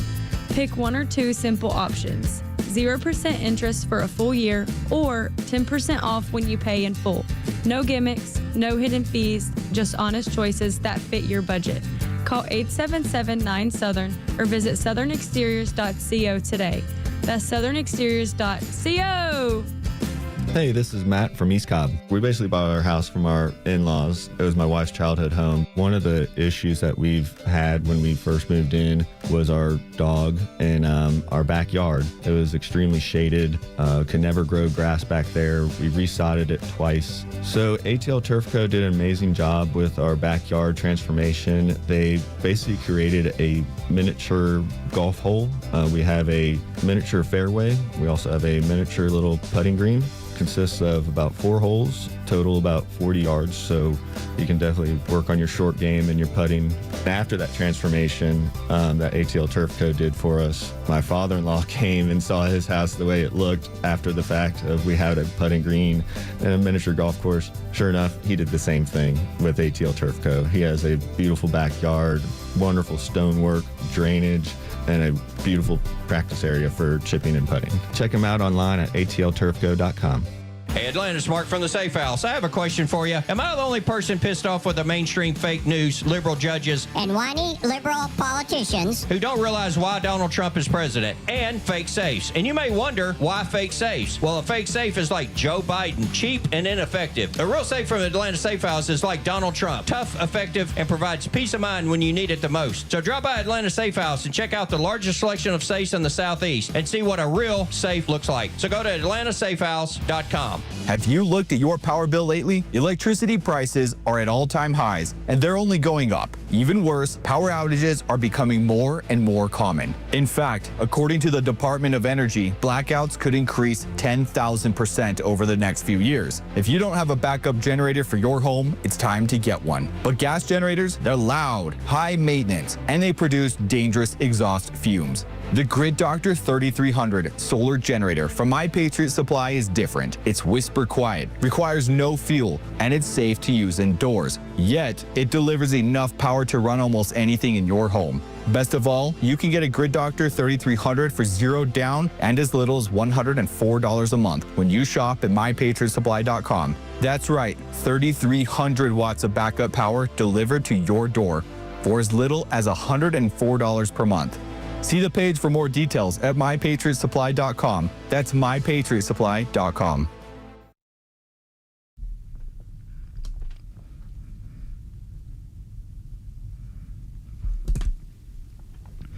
Welcome back, ladies and gentlemen. 106.3 Extra. Make sure you get the app, Extra 106.3. This is Victor Armondez filling in for the Kimmer. Make sure you look me up, folks. Victor Armondez. You can find me anywhere. It's the Victor Armondez Show. Just find it anywhere. You can hear all my shows on Spotify. That's where they go when I'm done. All right, we're going to go to the phones. We got some people waiting. So all right, first of all, we got Mr. Chase on the horn. All right. Okay, Chase. Anything Goes Friday. What you got? Hey, Vic, I'm a big fan of the show, and I hope you get your own long-term station. Soon, well, I appreciate that. Thank you. I've got to say, as I was in a car accident, and I've got like $80,000 in medical debt, and obviously I can't pay it. I'm a college student, and just got discharged out of the military, and I heard that Trump got rid of the one thing that Biden did, I guess, that I agree with, was that medical debt can't go on your credit report. I mean, there's kind of two sides to that because, you still got to pay your debts. But, I'm still waiting for the lawsuit payout. Right. And I was wondering if that was real or was that fake news I saw on the social media. Actually, I would tell you this, Chase. And not having your medical on credit report, it wasn't a Biden thing, I'm pretty sure. I think that's a longstanding thing. And I have not heard that Trump has done anything. I would be surprised if somebody on the Trump team did that. And I would venture to say if somebody got to Trump, if they did do that, he would probably reverse it. But I want to say this, and I want everybody to hear me. Chase, you're a veteran, you said? Yeah. So you're a veteran of which branch? The Army. Not that it matters, but I just want to know. First of all, you're clearly a bad A-double-S. I'm not going to say it. Flounder, you thought I was going to say it, You can say badass. Oh, It's okay. It's okay. Oh. I didn't know that. See, I don't want to get in trouble, folks, so I'm trying real hard. But no, first of all, Chase, listen, I understand. I can hear it in your voice. I mean, nobody wants to be saddled with $80,000 in debt, especially when you're a veteran and it's because of an accident and you're having to pay bills that I'll bet you somebody else should be paying for. Because was this accident your fault or the other person's fault? Other person's fault. Okay, there we go. So here's what I would like to propose, and if anyone with the Trump administration is listening, please hear me well. Chase right now on the phone, caller Chase, is a veteran, and when you're a veteran, that is where you can take as much tax dollars from me to take care of the veteran. And Chase is a young college guy who made the choice. Now, listen, I'm not trying to put words in Chase's mouth, but just from what I'm hearing from him and knowing that he's a veteran, because he just said he's a veteran of the Army, that he was just discharged. Were you discharged because of your injuries? Yeah, and they messed up my paperwork too. I should have gotten a medical retirement or a medical discharge, but they didn't do the proper paperwork and kind of screwed me over. Well, that probably came from the Biden leftovers. Now, here's what to do. One thing you can do, Chase, is contact whoever is your local representative. Find the Republican office. You go knock on doors until you find the right Republican that's willing to help you, because I venture to tell you that somebody, in fact, I actually know Doug Collins. So, Chase, I'm going to give you know what? Maybe give your information to Flounder, because when you don't hang up when you get off and talk to Flounder, because I actually know Doug Collins. I'm not a good friend of Doug Collins, but I do know Doug Collins, and I do think he would take my call. Most of them will take a call from a radio host because they don't want us talking bad about them. But he is head of the veterans. Here's what I want, and this is why I want somebody that's listening that knows Trump or his administration. Our veterans need to be taken care of. You're a college kid who went into the Army. You volunteered to serve this country. You volunteered to put your life on the line for this country, and now you've got injuries that weren't your fault. And they're saddling you with debt. Now, I'm not saying it's the military's fault, but they did mess up your paperwork. That needs to be fixed, and that's something Doug Collins could do. And I think there needs to be something from the Trump administration that says, if our veterans are saddled with debt, we're going to. You want to do a loan forgiveness program that I can get behind? Get behind someone like you, who volunteered to put your life on the line for this country and excuse your debt. I'm okay with tax dollars being spent because I don't want any veteran to be saddled with that kind of burdens after you volunteered and went through what you might have gone through. I don't know if you went into any battles. I don't know. I'm sure you were deployed places, but people don't understand that what you've done is a great service to this country. I don't care if you were a cook in the Army. The fact that you went Army and you put your life, you were willing to go on the line for this country, that's a great thing, Chase. I love this country with all my might, and it sounds like you do too. So man, hang in there, Chase. I'm going to give your info to Flounder. I'm going to see what I can do to get you in touch with Doug Collins because he's the Veteran Administration Secretary, and he can help you. So thanks for the call, Chase. Okay, thanks. Yeah, you're welcome. Thank you. So, all right, folks. Flounder, I guess we got time for another call if you want to put we got Swatoon on the horn. Okay, Swatoon. Anything Goes Friday. What you got? Hey, I just want to say you did a good show, man. I was listening to you. I didn't have a chance to call. But you're never going to be good as Kimmer, of course. Nobody's as good as the Kimmer. And when it comes to being the foreigner, myself, I'm 28 years in America. I've been America for the last 16 years. And I must say, like, when people say something offensive, like about Bosnia stuff, I don't get mad. I actually joke or agree with them. And it's only Americans who get mad on other Americans or who make fun of or, make it, whatever. So what you're about other cultures. What you're saying is it's the white Karens and the white Kens that get mad, but you don't get mad. Nope. Yeah, no, I get it because it's just like what's going on now with Hakeem. Every white Karen Democrat leftist wants to will get offended when we Hispanics we look at that and we laugh at it, and so I that's awesome. So how long have you been in the United States? 28 years. Wow, 20. Okay, so I thought you said you were 28 years old. So you're not 28 years old, clearly. And when it comes to voting, what I've been telling to Americans, it's pretty simple for me, at least. The way I vote, I'll vote for anybody who's supporting Second Amendment because when the military back in my country came and took all our weapons from civilians, like 2 years later, we had concentration camps and stuff like that. So Second Amendment is really like a holy grail to me, kind of. Well, I thank you for saying that because it is Second Amendment Friday. And you see, this is what I love because you can speak to this better than probably most people can because you come from a country that just, ladies and gentlemen, let me repeat what caller just said in case you didn't understand. This guy's from Bosnia. He lives in a place where his government came and seized all the guns from the innocent civilians. And then 2 years later, they had concentration camps in his country, which is probably why you're here in the United States. And yes, sir. Man, listen, welcome. Thank you for being an American. If you're not an American yet, I hope you become an American. And thank you for supporting the Second Amendment because that is what makes this country, one of the things that makes this country so different. And the main reason that we haven't been attacked on our soil by a military ground force is because of our Second Amendment. So thank you so much. One more thing, and I'll let you go. Pretty much, like I said, America pretty much freed me. I've been literally a slave in my country, but I told my wife, I told my kids, this is the country that you want to die for, and don't let anybody change it the way it is, no matter what they say, how bad it is, because I know what bad country is, and America is the love of my life, pretty much, and I'm willing to die for it. Other than that, I'll let you go. Have a good one. Wow. Hey, you have a great weekend. Thank you so much for that call, and thank you for being part of this great country. Ladies and gentlemen, he is not wrong.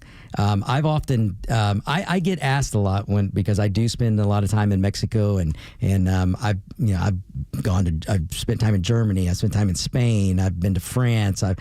And I often get asked, well, are you always glad to come back to the U.S.? And absolutely 100%, no matter where I go. And listen, there are some beautiful places, folks. You need to go visit. There's so much history in Europe, beautiful places, but that's not the United States. And I'm always, always, always proud and eager to be back in the United States. And just like the caller just said, and what he alluded to and what I will say for him, even a bad America is better than any other place on the planet. So, what a great call. What a great call. So, but folks, you hear, this is unfortunate. This is unfortunate because you will hear more love of this country from foreigners because they know. They, just like that caller from Bosnia just told you, he was a slave in his country, practically a slave in his country, had guns seized and came here because of what a great place this is, and now he's teaching his kids that's what my father did to us kids. It was my dad didn't badmouth this country at all. He might have had a few choice words for certain representatives and certain government officials, but he never had a bad word about this country. Listen, I told you guys earlier in the week, this is the country where if you're willing to work, if you're willing to put your sweat equity out there, the only person that's going to slow you down is the person you see in the mirror every time you get up in the morning. The only person that can slow you down or stop you from doing what you want or stop you from achieving in this country is the person you see in the mirror when you get up in the morning. And you can take that as and anybody who knows this movie line, you call in and tell me, you can take that to the bank. So if you know that line, 404-741-1230. Folks, anything goes Friday, 404-741-1230. Anything goes Friday. I'm Victor Armondez filling in for the Kimmer.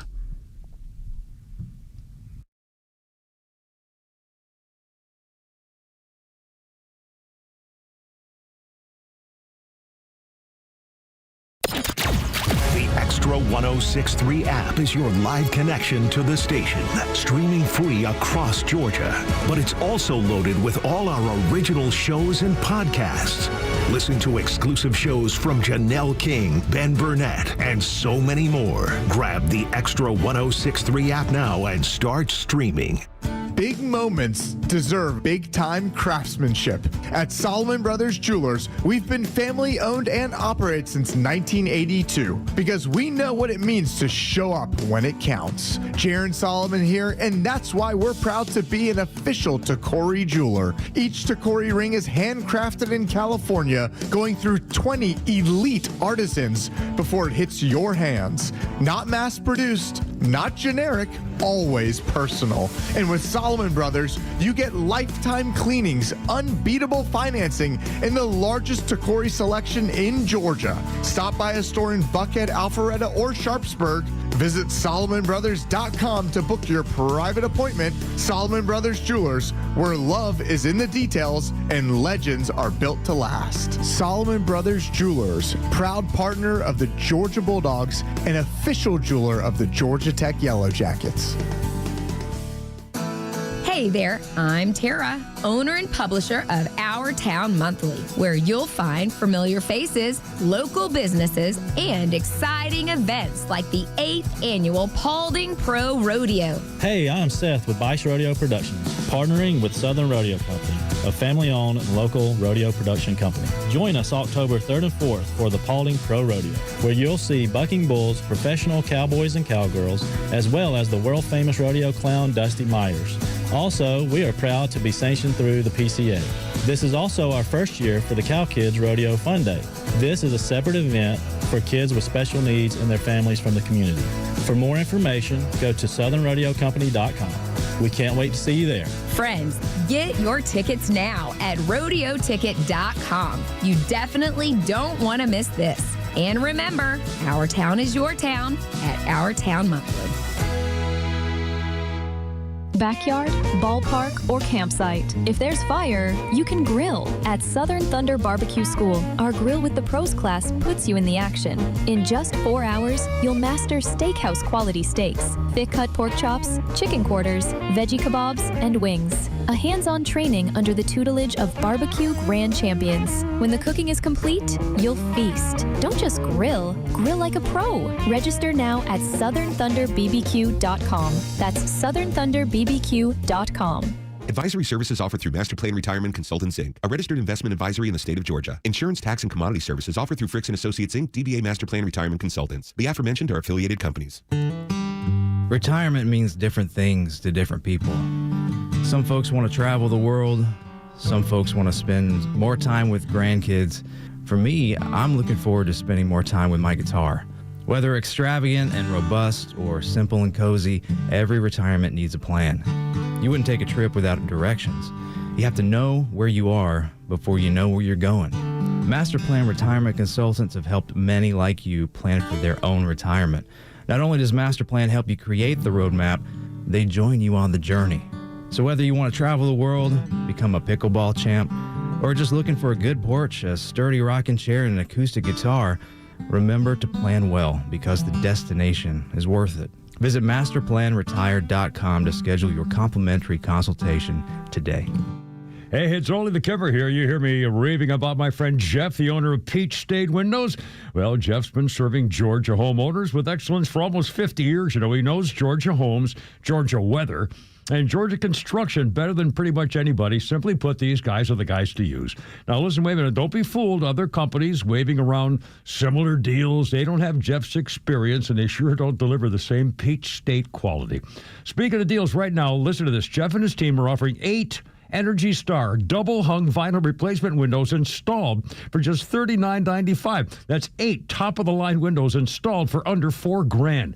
And Jeff is offering no money down, 0% financing for up to 12 months with your good credit. Don't forget, tell them Kimmer sent you. Additional savings only available to Extra 1063 listeners. So don't wait. Lock in this amazing deal on windows today at peachstatewindows.com. peachstatewindows.com. Extra 1063 personalities aren't afraid to tell it like it is. Without Donald Trump, nothing that's going on would be happening right now. Donald Trump is changing the world. And you'll never hear us spew that violent rhetoric from the left. So don't be afraid to tell it like it is, because we're happy to have you as part of the Extra community. I particularly like Donald Trump's actions in getting illegal aliens the hell out of this country. Extra 1063 and the Extra app.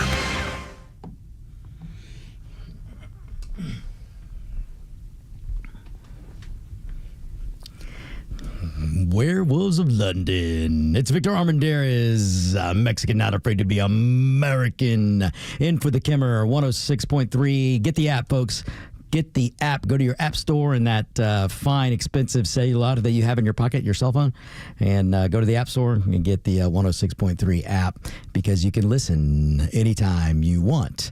All right, folks, Anything Goes Friday, 404-741-1230, 404-741-1230. Anything Goes Friday, so I'll get to as many calls as I possibly can. You just got to dial the number.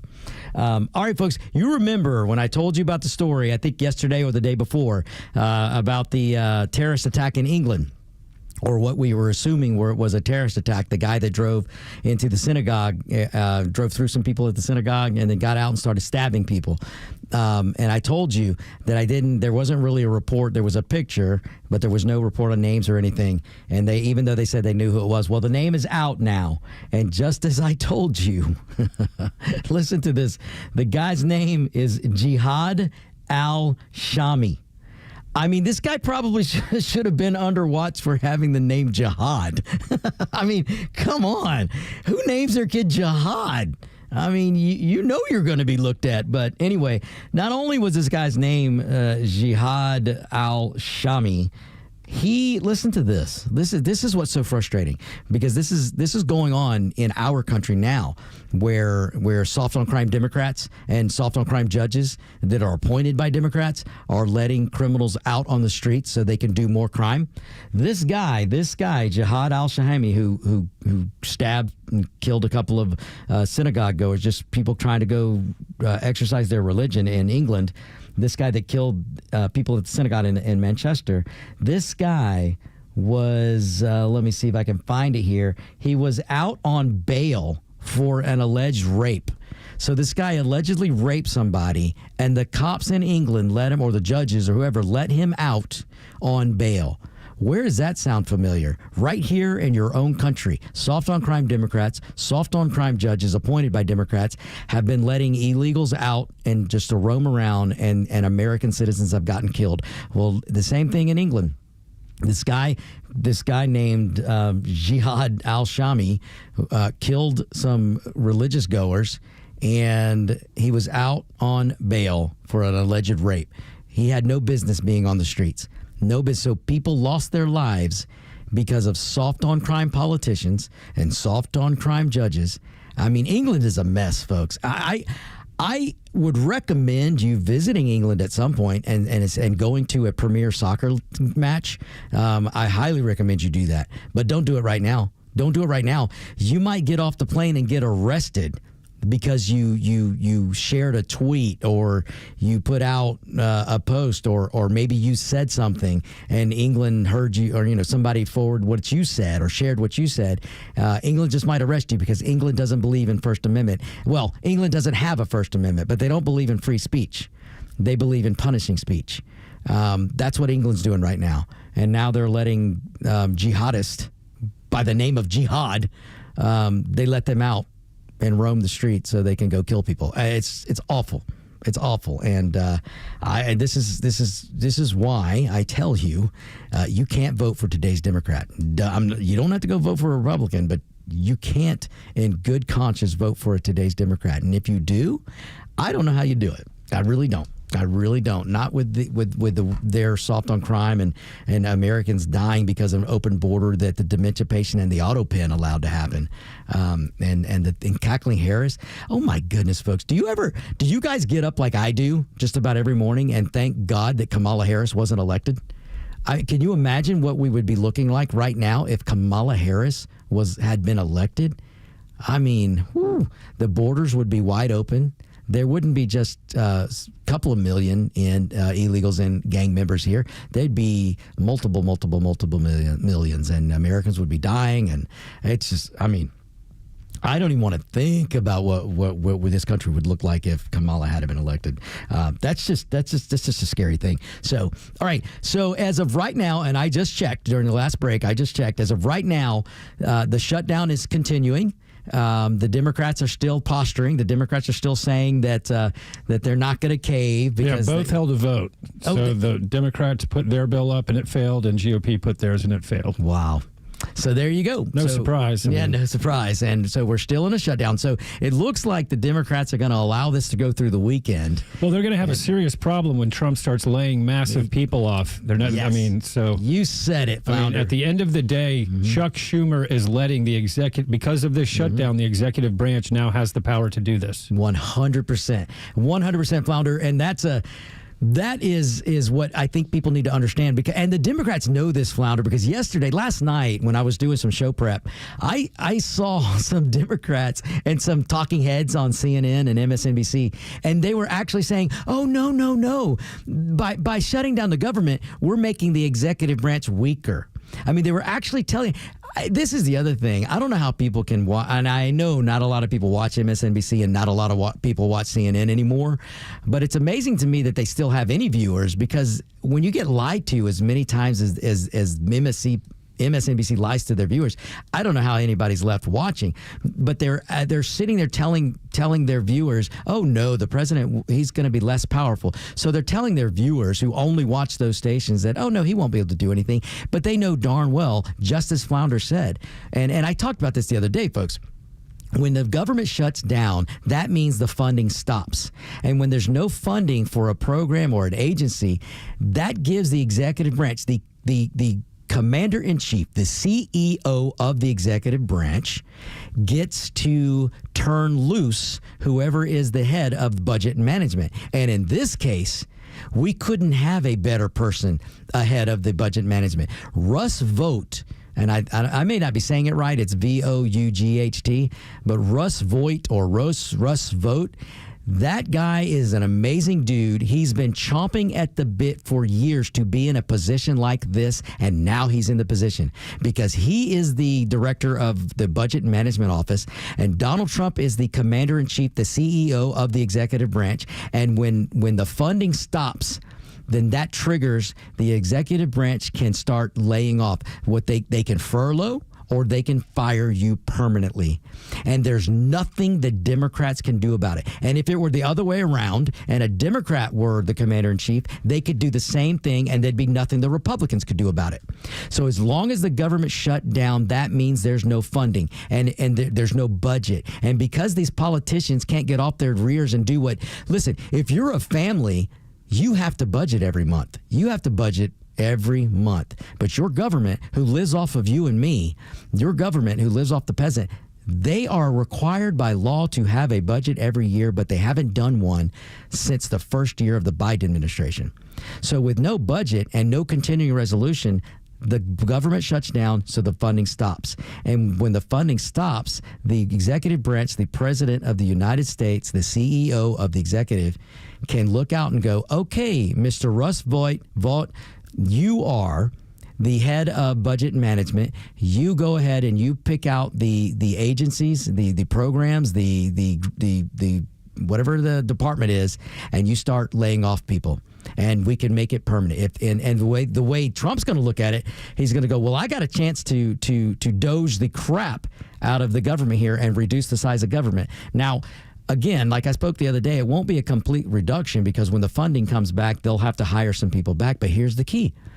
They can go and choose. And don't think Russ Vought hasn't already done this. I promise you, Russ Vought already has a list of every Democrat, every Obama appointee, every Biden appointee, and those are the people that are going to be fired first. And then when the funding kicks in, let's say they fire 1,000 people. Well, they only have to hire back as many as they think is necessary. So let's say they fire 20,000. They can bring back 1,000 if they want. But those 1,000 that they bring back are going to be people who believe in the conservative mission, people who believe in smaller government, people who aren't going to gum up the bureaucracy by trying to create a shadow government. This is a great opportunity for Donald J. Trump. And of all presidents who would know what a good opportunity it is, it would be President Trump. We'll be right back.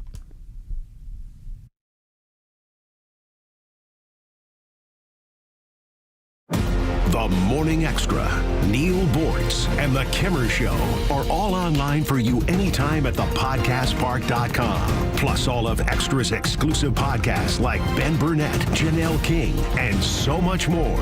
All at thepodcastpark.com. Presented by Associated Credit Union. Time now for the Retire Wise Report. James Parker here with financial advisor Sean Maloney, founder and CEO of Retire Wise. Many people assume their taxes will automatically go down once they retire and stop collecting paychecks. Sean, is this a dangerous assumption?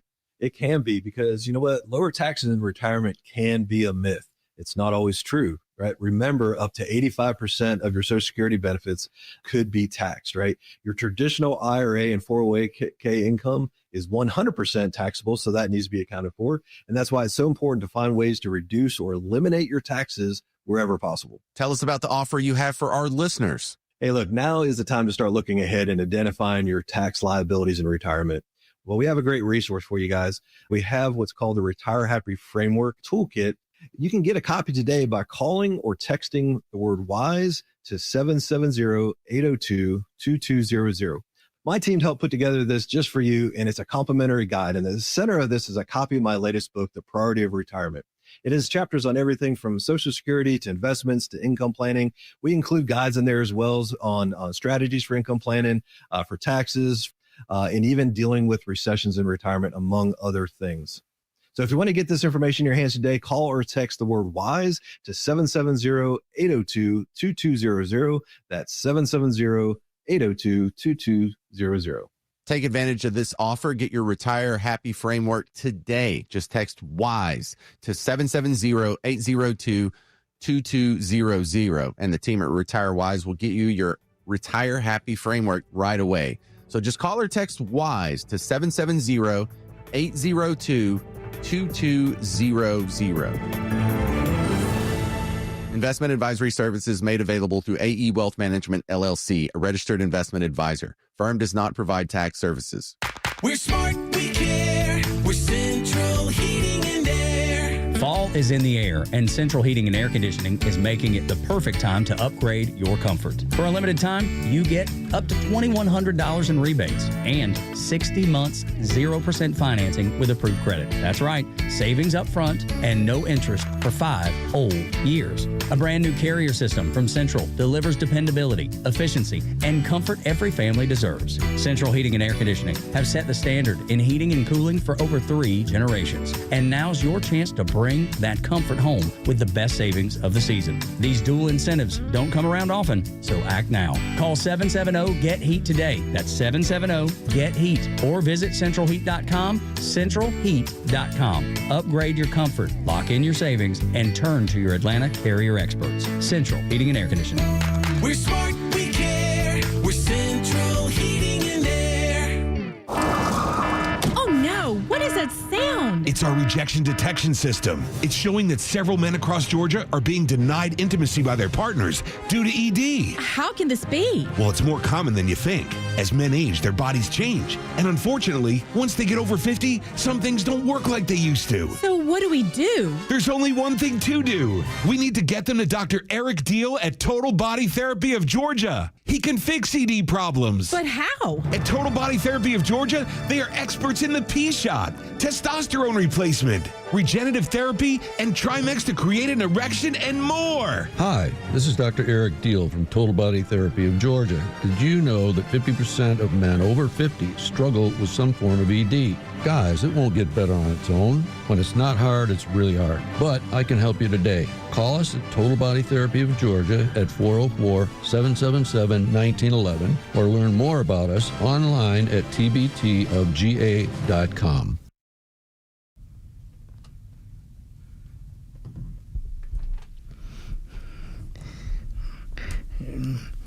I'm just going to let this play. Be hell. Ringing the bell. That's right. That's what Hamas is about to feel. All brought to you. The red, white, and blue. This is Victor Armondez, a Mexican, not afraid to be American. I love being American, folks. There ain't nothing like it. Nothing like it. 106.3, if you don't have the app, get it so you can hear the Kimmer all the time. But I'm very, very thankful to be filling in this week. Again, it's Victor Armondez. Look me up if you want to learn more about me. To spell it right, Armondez, Armendariz. Before I get to the phone calls, I just saw some breaking news. Russia also might find out pretty soon about the red, white, and blue. They just droned attack and killed 13,000 pigs in Ukraine. What did the pigs do to Russia? I shouldn't laugh because it's probably food supply, but how awful is that? The Russia just drones attacks. Folks, if you're wondering what's going on with that, I mean, I can talk about it in a little bit, but Russia is not going. The only thing Russia's kind of like a terrorist group. They only respect strength. They respect power. And Trump's going to have to do something like probably teach the Ukrainians how to use a Tomahawk missile or two, and then you're going to see a change of tone with Russia. So I hope it doesn't escalate, but it probably will before it ends. But it will end at some point. Trump's going to make sure of that. Okay, folks, let's go back to the phones. I want to do the best I can to get to as many calls as I can because it's Anything Goes Friday. So, Flounder, who you got? We got, first we got California Greg. Hi, California Greg. What you got today? Victor, how are you? It's good to be on the show. I heard you talking about the government shutdown and definitely wanted to chime in on that. And kind of I think it's very unclear that, not unclear, I think it's very unclear for people to actually know what a government shutdown is and how it will affect them. I think they think that every government service will be shut down, and we all know that just simply isn't true. Right. You're 100% right.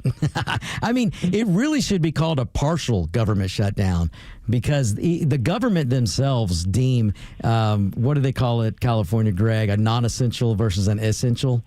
And exactly. So air you're traffic right. control is considered essential. Mm-hmm. Planes are not going to stop flying. I saw one that's a meme that said something about the animals in zoos are going to be starving, and we all know that's just simply not true. Are you serious? But here's the problem, California, Greg. There are people, and most of them live in your state, unfortunately, that are going to believe something like that. They'll believe that the animals are going to starve somehow because of government shutdown. And when, let's be honest, California, Greg, if the animals were actually dependent on government feeding them, they would have been dead a long time ago. Yes, government does a lot of things poorly. That's the best way I can explain it. Yeah. And it's funny, but this happens, and people don't realize this. This happens in corporate America all the time. This is a huge opportunity for the government in testing efficiency. We've seen it nearly every large company in America, in probably the last 5 to 10 years, has furloughed or cut the fat. And, this is a way to increase efficiency and reset your workforce. So it's actually a great opportunity. We need to look at it as this can be a big reset for us. Instead of having 700,000 or 800,000 people in the Department of Defense, maybe we cut 5% of that. Department of Health, they retained 47,000 and furloughed 32. Maybe they only hire back 10,000 of those people. It just goes to show, I think, all these departments are so bloated, right? Oh, my gosh. You're 100% right. I don't need 1,300 Department of Vehicle people to sit around and be mad at me just because I'm standing in their line. So you're 100% right. And California, Greg, this is what's about to happen. Flounder, he alluded to this earlier. The Donald Trump and Russ Vought, who is the head of the budget management, that he's ahead of that group. They're about to target and start laying off, and they're going to furlough, and then anybody furloughed, they can make it permanent. So your wish, California, Greg, is about to come true, because if the Democrats have the audacity or if they think they're being tough to not come to a deal today, I still would be surprised if they don't open the government up by tonight. I'd be surprised. But if they don't, they're going to come to Washington on Monday, and they're going to be less a lot of people. And I think it's exactly what you said, California, Greg. Donald Trump's going to look at this and go, well, I got an opportunity to cut some fat. Yeah, 100%. I think that all through the Biden administration, as we know, they just spend and spend and spend and spend. And of course, what do they want to do? They want to retain their spending practices. But it's time for the American people to get to be able to keep some of their paychecks, to be able to use some of their paychecks for themselves. Oh, gosh, California, Greg, your own Democrats in your state would call you a racist for saying that. So, well, listen, thank you so much, California, Greg, for the call. But, folks, he's not wrong. This is an opportunity to cut some fat, and he's not wrong. California, Greg, is 100% right when he talks about private sector. They have to trim fat every few years to make sure they're being efficient, because the private sector has to answer to, if you're a corporation, you have to answer to board members. You have to answer to investors. And more of you out there that think you're not involved in this, you are. If you have a 401k, if you have an IRA, if you have a Roth, you're involved in this. So you're part of the people they have to answer to. So if they can't show efficiency and show good profit margins, then they're not going to be in business long. Our government should have to perform. It's like I said all week. If our government pushes a burden on we the people, they should be the first ones to have to bear that burden. If just like when they passed Obamacare and they exempted themselves from it. No, if our government is going to seize a big chunk of the economy, they should bear the burden first before we the people have to bear it. That's all there is to it. So thanks again, California, Greg. You're 100% right. So all right, let's go. I think you said John's next. We got John on the horn. John, go ahead. Anything Goes Friday. Hey, Victor. been doing a good job filling in for the Kimmer. I missed the Kimmer and Pete, but hey, you've been doing a good job. Hey, thank you so much. Yeah, sounds good. I wanted to weigh in on this layoff stuff. I think it's going to be a lot bigger than people think. I think it's going to be great.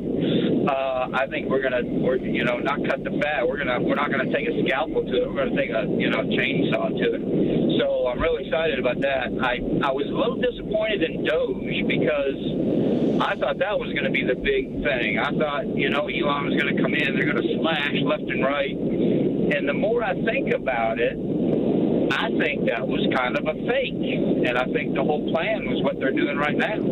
Well, you know what, John, it's funny that you say that because, and unfortunately, John, we're getting close to a hard break, so thank you so much for the call. I'm going to have to let you go there, but thank you for listening. Thank you, Victor. You bet. But I'll go ahead and talk at you here, John, when you're off the air. You are not wrong. Elon Musk, if you notice, Elon Musk and Trump became friends again just a few days ago. And now here we are. We're going to have this possible doging, as you put it. It's going to be a great thing. I think you're 100% right, John. The Donald Trump, if the Democrats keep testing him, he's going to make them pay. And we're about to get doged. I wouldn't be surprised. And I said this yesterday. I would love for Donald Trump to call up Elon Musk and just say, hey, Elon, you want to come back and do some doging for a couple of days? And I think that'd be great. And if you're still there, John, what do you think about that? Yeah, I think it'd be awesome. I think that'd be great. Why not? Thank you very much again for the call, John. We're up against a hard break, so I got to let you go there. Folks, he's not wrong. It would be a lot of fun to see Donald Trump just take a big old hatchet to the government bureaucracy. Just let's cut while we got the chance. All right, we'll be back.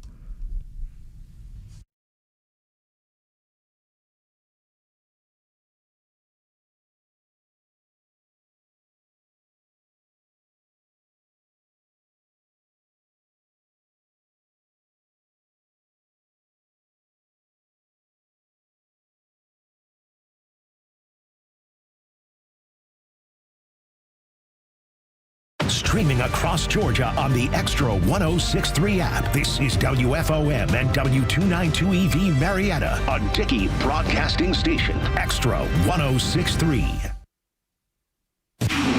This is a Fox News alert. An answer from Hamas. I'm Lisa Brady. Days after the U.S. proposed and Israel accepted a peace plan to end the war in Gaza, Hamas says it accepts some elements of the plan, reportedly agreeing to release all remaining hostages. Also that it reiterates its agreement, according to the Reuters report, to hand over the administration of the Gaza Strip to a Palestinian body of independent technocrats. Fox's Rick Palcott in London. The third point, Hamas says it affirms its readiness to immediately engage in negotiations through mediators to discuss details of the matter. I think that's the line that's catching my eye, and that is, yes, they want to engage, but they want to negotiate the matters. They're not accepting at face value. Remember, this is a 20-point plan. That plan called for hostages to be handed over within 72 hours. A senior Hamas official reportedly telling Al Jazeera that timeline is theoretical and unrealistic. The Hamas statement released only hours after President Trump posted a deadline of 6 p.m. Eastern on Sunday for Hamas to reach an agreement. Also just getting word that Sean Diddy Combs is sentenced to 4 years, 2 months in prison on 2 prostitution-related charges. The hip-hop star apologizing in court, including to all victims of domestic violence. Diddy called his own behavior disgusting, shameful, and sick, and he said it cost him his career, his reputation, and his family. He also then turned in the courtroom to his children and apologized for letting them down, saying that he had not been the father they deserved. And he really pleaded with the judge to give him another chance. Fox's CB Cotton at Manhattan Federal Court. Prosecutors wanted 11 years. The defense was asking for 14 months. America is listening to Fox News. Wesley Financial Group is not a law firm. Hi, I'm Chuck McDowell, the timeshare cancellation guy. In 2011, I founded Wesley Financial Group with one goal in mind, to help honest folks out of their timeshares permanently. Today, I run Wesley with my two sons, a real family business, treating every client and every employee like we'd want our own family treated. That philosophy has helped us grow into the largest, most trusted timeshare cancellation company in the United States. Fortune magazine even recognized us as one of the best places to work. Why? Because we genuinely care. In fact, some of our former clients were so moved by their experience working with us, they joined our team so they could help others to timeshare freedom. If you're stuck in a timeshare, give us a call. Let our family help your family. Call Wesley now for your free timeshare exit kit. 800-729-4040. 800-729-4040. 800-729-4040.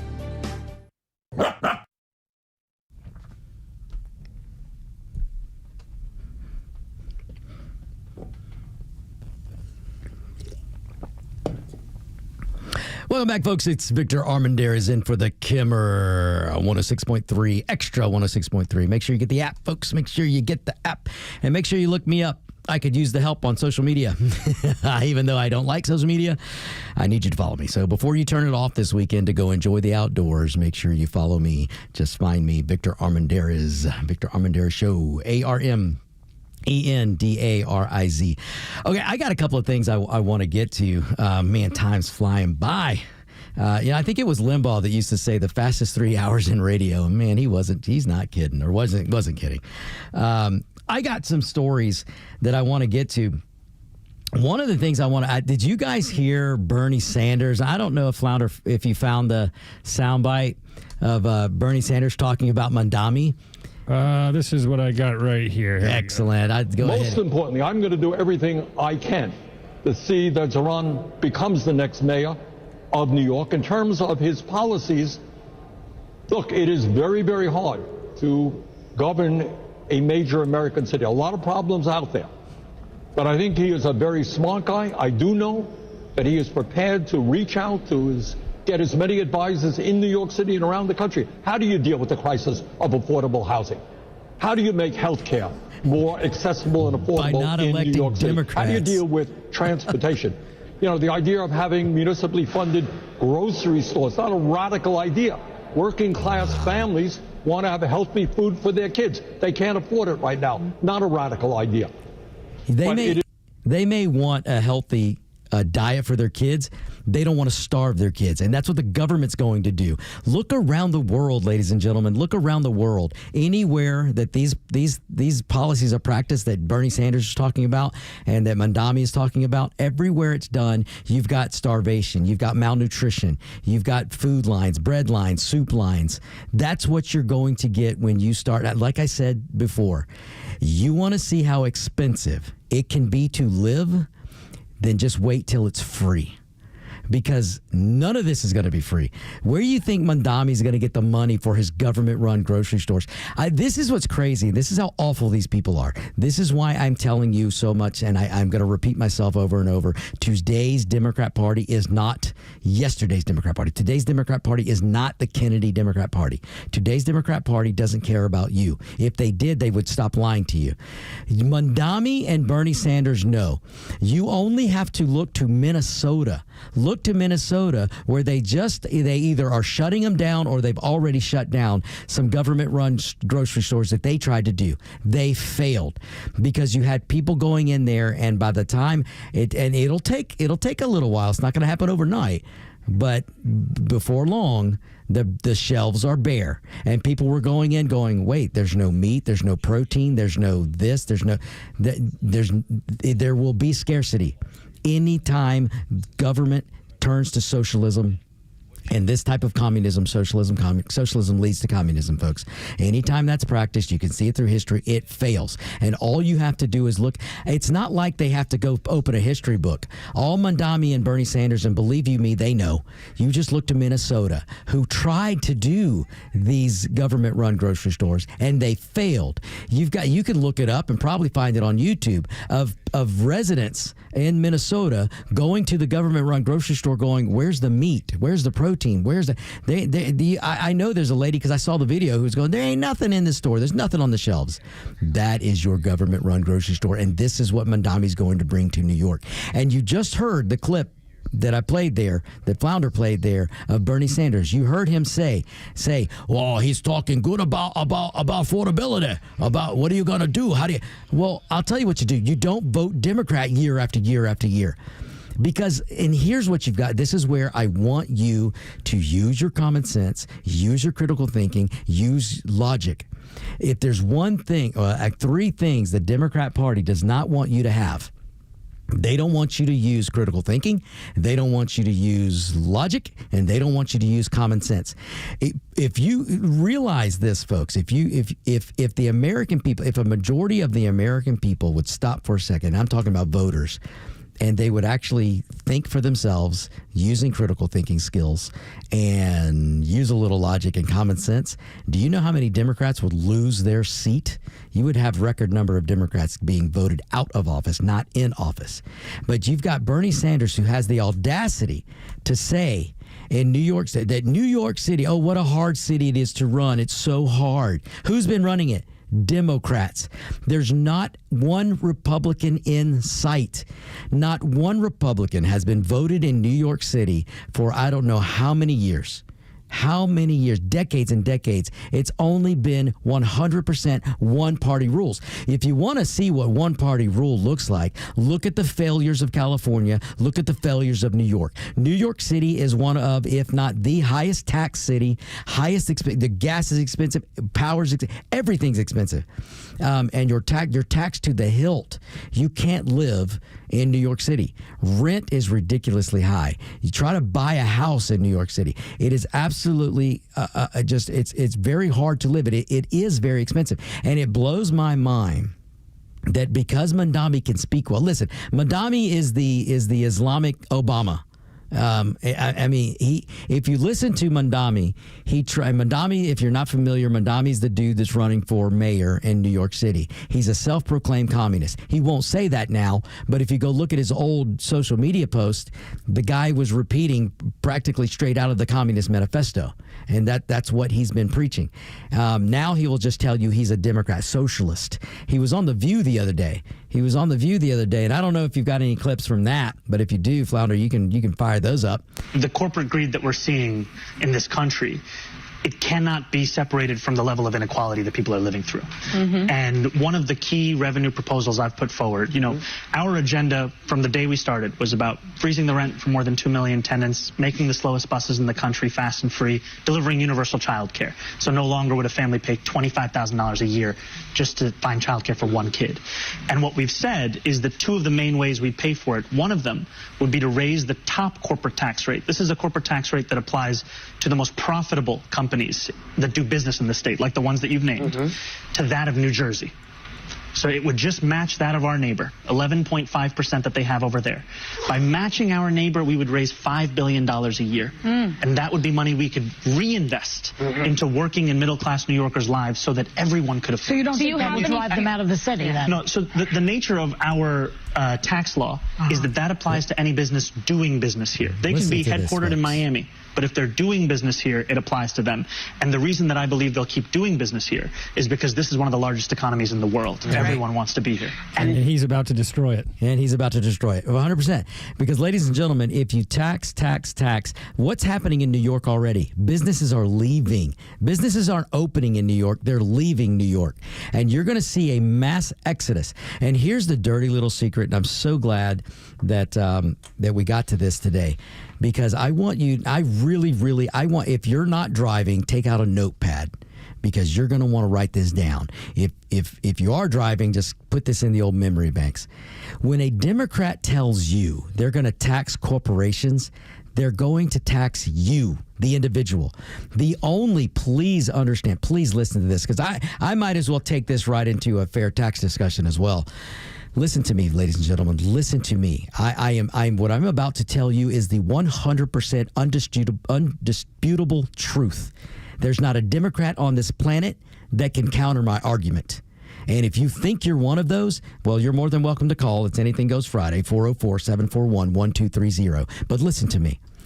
The people, the entity, the only person that pays taxes in this country is you and me, the individual. So when they talk about corporations, we're going to tax corporations.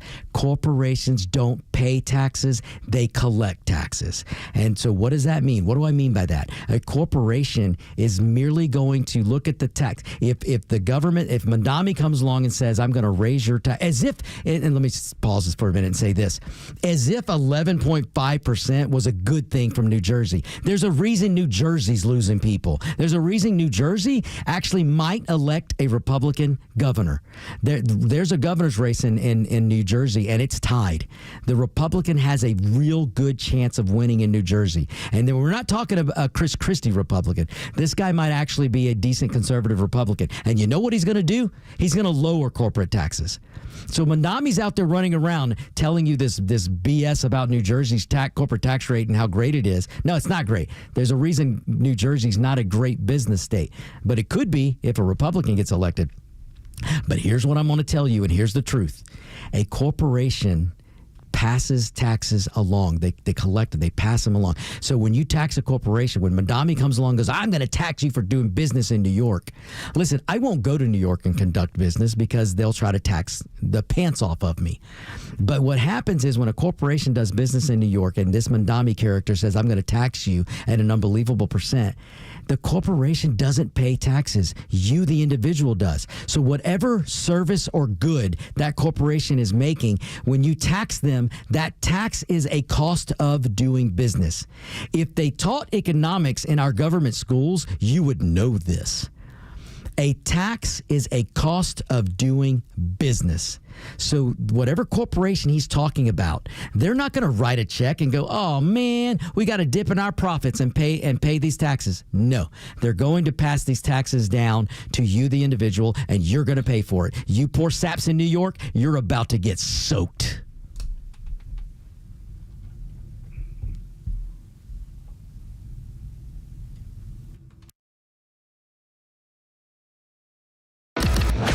Stream Atlanta's only conservative voice anywhere you go with the Extra 106.3 app. Now equipped with Apple CarPlay. That means you'll always have Extra's crystal clear HD stream right on your dashboard no matter where you are. Download the all-new Extra 106.3 app now and start streaming. Pete Davis here, and so is football. And Underdog is the best place to make picks and win money all season long. And the best part, you can play right now here in Georgia.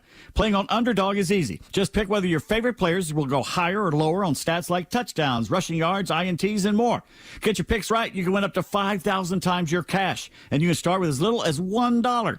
Falcons off this weekend, so how about the Dolphins at the Panthers game? Talk about a fish out of water. It's simple, it's fun, and it keeps me locked into every play. Download the app today and sign up with promo code 1063 to score $100 in bonus funds or entries when you play your first $5. That's promo code 1063. Millions of fans have already won billions making picks on Underdog. You can be next. Underdog, make picks, win money. Must be 18 plus and present in Georgia. Terms apply. See assets.underdogfantasy.com/web/play and get terms _DFS_.html for details. Concerned with your play? Call 1-800-GAMBLER or visit ncpgambling.org. Hey, Braves fans. Some things just get better with time. Like your love for the Braves and banking with Truist One Checking. It's checking for life. Offering everyday essentials like no overdraft fees and a tap-to-pay debit card. And great extras you'll appreciate season after season. Like automatic upgrades as your balances grow. Be ready every inning with Truist One Checking. It's life-ready checking that grows with you. Get Truist One Checking today. Truist Bank. Member FDIC. Are you looking for something simple but delicious, sweet but also savory? Discover Schumann Farms Sweet Onions. Schumann Farms is a third-generation family farm with the Real Sweet brand sweet onions. Whether you're grilling, sautéing, or simply adding a fresh crunch to your salad, Schumann Farms has you covered. Look for Schumann Farms Real Sweet brand sweet onions at your grocery store and taste the difference for yourself. Schumann Farms, the Georgia family farm growing tradition and the world's sweetest onions. Talking about guns with others might not always feel comfortable, but it could save a life. Here's a way to start a conversation. Your family is going over to your neighbor's home for dinner for the first time. How would you ask if there are any unlocked guns in the home? Hey, we're so excited for tonight. Before we come over, though, may I ask if there are any unlocked guns in your home? Our guns are stored securely, locked in a safe that the kids can't access. Awesome. Learn how to have the conversation at agreetoagree.org. Brought to you by the Ad Council. It's Cybersecurity Awareness Month, and LifeLock is here with tips to help protect your identity. Use strong passwords, set up multi-factor authentication on your accounts, report phishing, and update your software on all your devices. And for comprehensive identity protection, LifeLock is your best choice. LifeLock not only alerts you to suspicious uses of your personal information, but also fixes identity theft, guaranteed, or your money back. So stay smart, stay safe, and stay protected with a 30-day free trial at LifeLock.com. Use the promo code BECK. Terms to apply.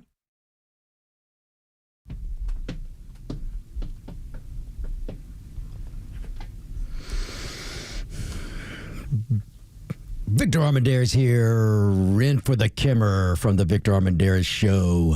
I'm telling you, folks, I hope you understand what I'm talking about. The corporations, it's a cost of doing business. When you tax a corporation, it's a cost of doing business. They're going to pass that tax along to the product. So the end user, you and me, we will always pay that tax. It's a dirty little thing that the Democrats use, and it's sad that they get away with it. And if we had a decent education system in this country, many people would know this, and they'd vote these Democrats out.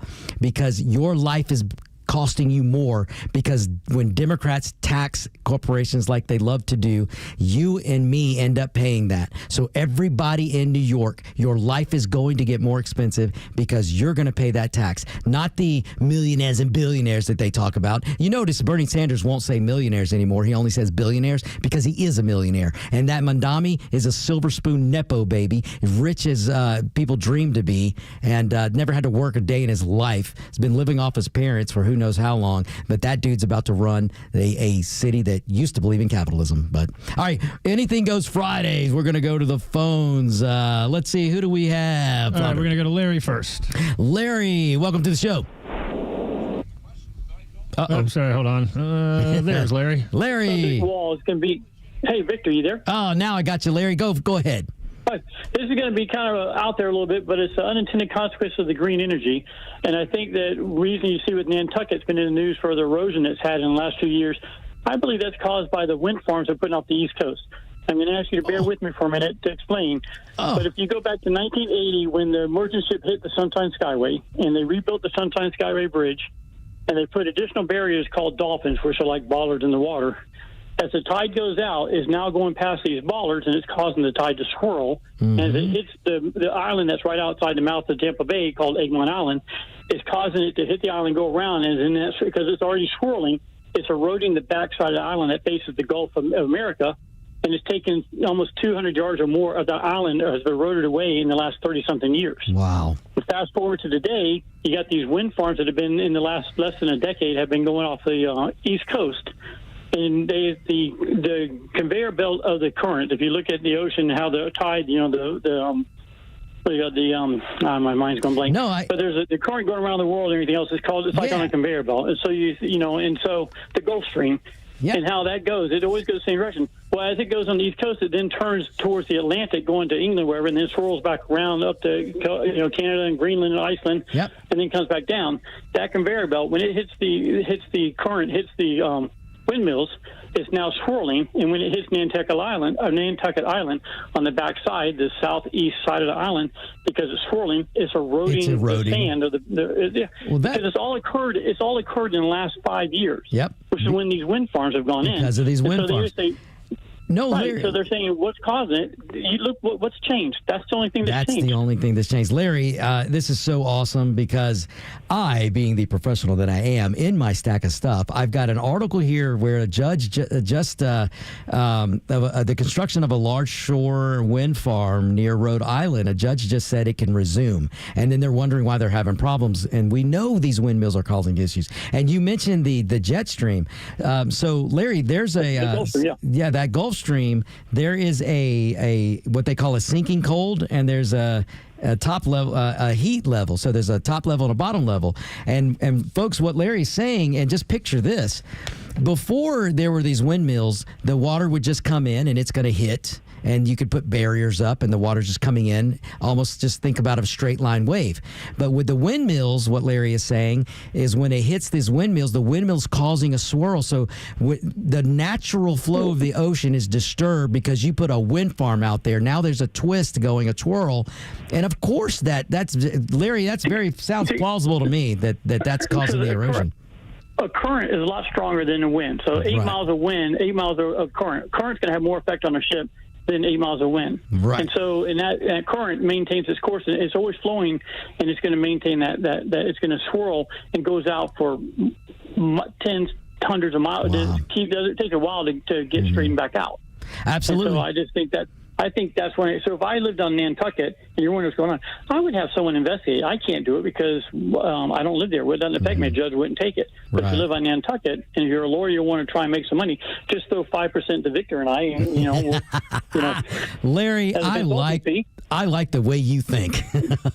Well, so, Larry, man, listen. Thank you for taking my call. Man, thank you for the call. Listen, if you're out there in Nantucket, listen to what Larry's saying. It's a very plausible sound, and it just so happens, folks, I really do. In my stack of stuff, I have articles exactly what he's talking about with these windmills, and I just didn't get to it, but he's not wrong. It's a great assumption, a great, let's just call it a hypothesis of what Larry said. So if you're on Nantucket Island and you're worried about erosion, and you haven't seen that except in the last 5 years when they started putting those wind farms out there, this is a great cause to take up and maybe find a lawyer that will take your case. And just remember to send about 5% to Larry's way and maybe my way, like Larry said.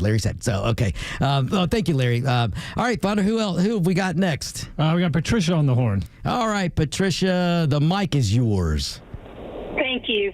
When you were talking about Mondami and New York City, I just wanted to have everybody look back to when de Blasio ran as a card-carrying communist. Yeah. And he won 77% of the vote in New York City twice.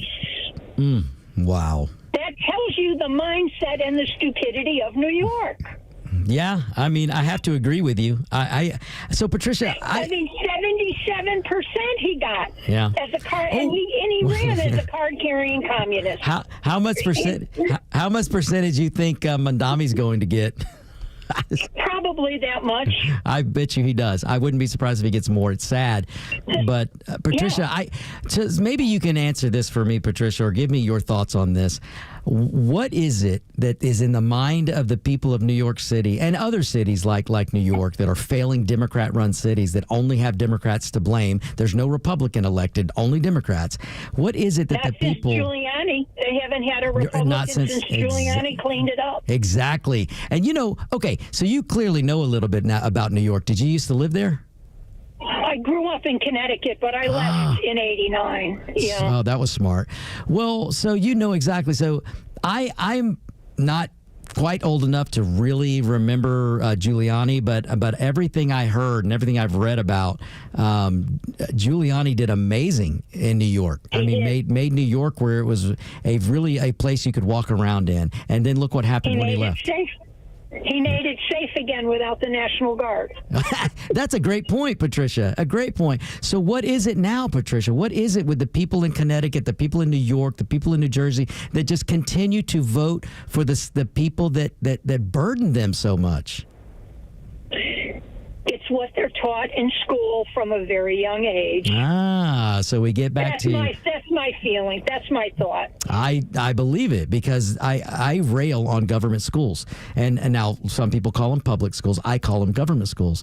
But when you've got left-wingers that are controlling the education of your kids, that's exactly right, Patricia. That's what they're learning. Well, gosh, Patricia, listen, thank you so much. Are you in Georgia now? Thank you. Yes, I am. I've been in Georgia for the last 25 years. I was Connecticut, Boston, Seattle, Boca Raton, and now Atlanta, and I love Georgia, at least the way it's run right now. Well, listen, Patricia, I want you to stay vigilant because we are going to need to all be vigilant for the next governor's race of Georgia because we've got some moonbats running. In fact, Listen, Patricia, thank you for the call. Thank you so much. I appreciate it. And thank you for being a listener of the Kimmer Show and the Victor Armondez Show. Thank you. Folks, since Patricia put me on this, Flounder, you look like you were about to say something. I'm taking a phone call real quick. Okay. So I will tell you this, folks. Since Patricia mentioned this, we got a governor's race coming up in Georgia, and Patricia's 100% right. Right now, Georgia's doing pretty good. See, we may have, and usually people will call, and somebody will probably call, but Victor, we have 2 Democrat senators. Yeah, well, that's kind of, I don't want to end the show today making people mad at me because if I tell you what really the reason why we have 2 Democrat senators, it's not because the Democrats ran such great campaigns. It's because so many Republicans didn't vote in the runoff election. And then you had, oh my gosh, I just don't want to make people mad. I really don't. But we did something, not we, because I wasn't part of this, but the Republican Party in Georgia did some pretty dumb things in 2020 and with everything that was going on that discouraged Republicans to get back out and vote. And that's why we have, I'm just going to sum it up and make it easy. That's why we have 2 Democrat senators. David Perdue should have never lost, and Kelly Loeffler should have never lost. That's all I'm going to say. Now, we would have a Republican senator right now. We would have got one of those seats back if we had not. And listen, I like Herschel Walker, but he was not the guy that should have been the candidate. They should have known that. Everybody should have known that. I like Walker, but I didn't vote for him because I knew he was a flawed candidate. But if we had, say, the guy that I believe there was a Navy SEAL that ran, I think he came in second maybe to Herschel. Had that guy won the nomination, he would be senator right now, a Republican senator from the state of Georgia, and that not Ossoff, but the other guy wouldn't be there. So it's kind of the voters in Georgia's fault, but we can change that. But that's why I want Patricia and other people that are listening to me to stay vigilant, because even though we have 2 Democrat senators, the state of Georgia is held together and running well because we have Republican leadership. It might not be the best Republican leadership. It might not be on the level of Ron DeSantis, but it's a whole lot better than the Democrats. And I said it the other day, Kemp was not my first choice, but Kemp has done a lot better than I ever thought he would do. So Kemp is leaving us in a pretty good position, but we need a governor to come in behind Kemp that isn't part of the establishment. We need a governor who wants to really, really take it to the system. We need a governor who's really going to be conservative, really be about smaller government, and a governor that can get behind getting rid of the Georgia income tax system. Now, folks, listen, we're going to take a bottom of the hour break here, but anything goes Friday, 404-741-1230. If you're on the phones now, just hang on tight. I will get to you, or I'm going to try to get to you. But ladies and gentlemen, I cannot say it enough. The governor's race in Georgia is going to be very careful. We need to make sure we pick the right Republican that can get the job done.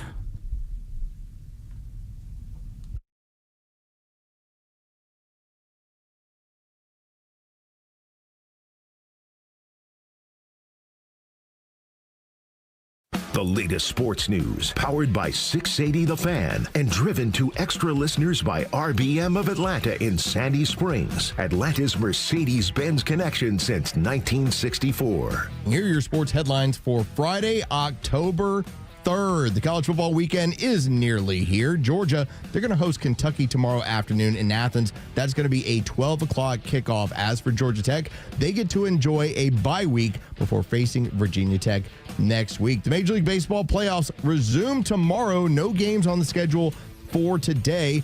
As for tomorrow, 4 different series. The Brewers host the Cubs, the Blue Jays host the Yankees, the Phillies host the Dodgers, and the Mariners host the Tigers. With your sports headlines, I'm Carlos Medina.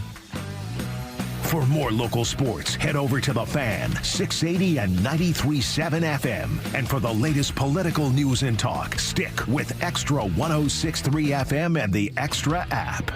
Hey, this is Matt from East Cobb. We basically bought our house from our in-laws. It was my wife's childhood home. One of the issues that we've had when we first moved in was our dog in our backyard. It was extremely shaded, could never grow grass back there. We resodded it twice. So ATL Turf Co. did an amazing job with our backyard transformation. They basically created a miniature golf hole. We have a miniature fairway. We also have a miniature little putting green.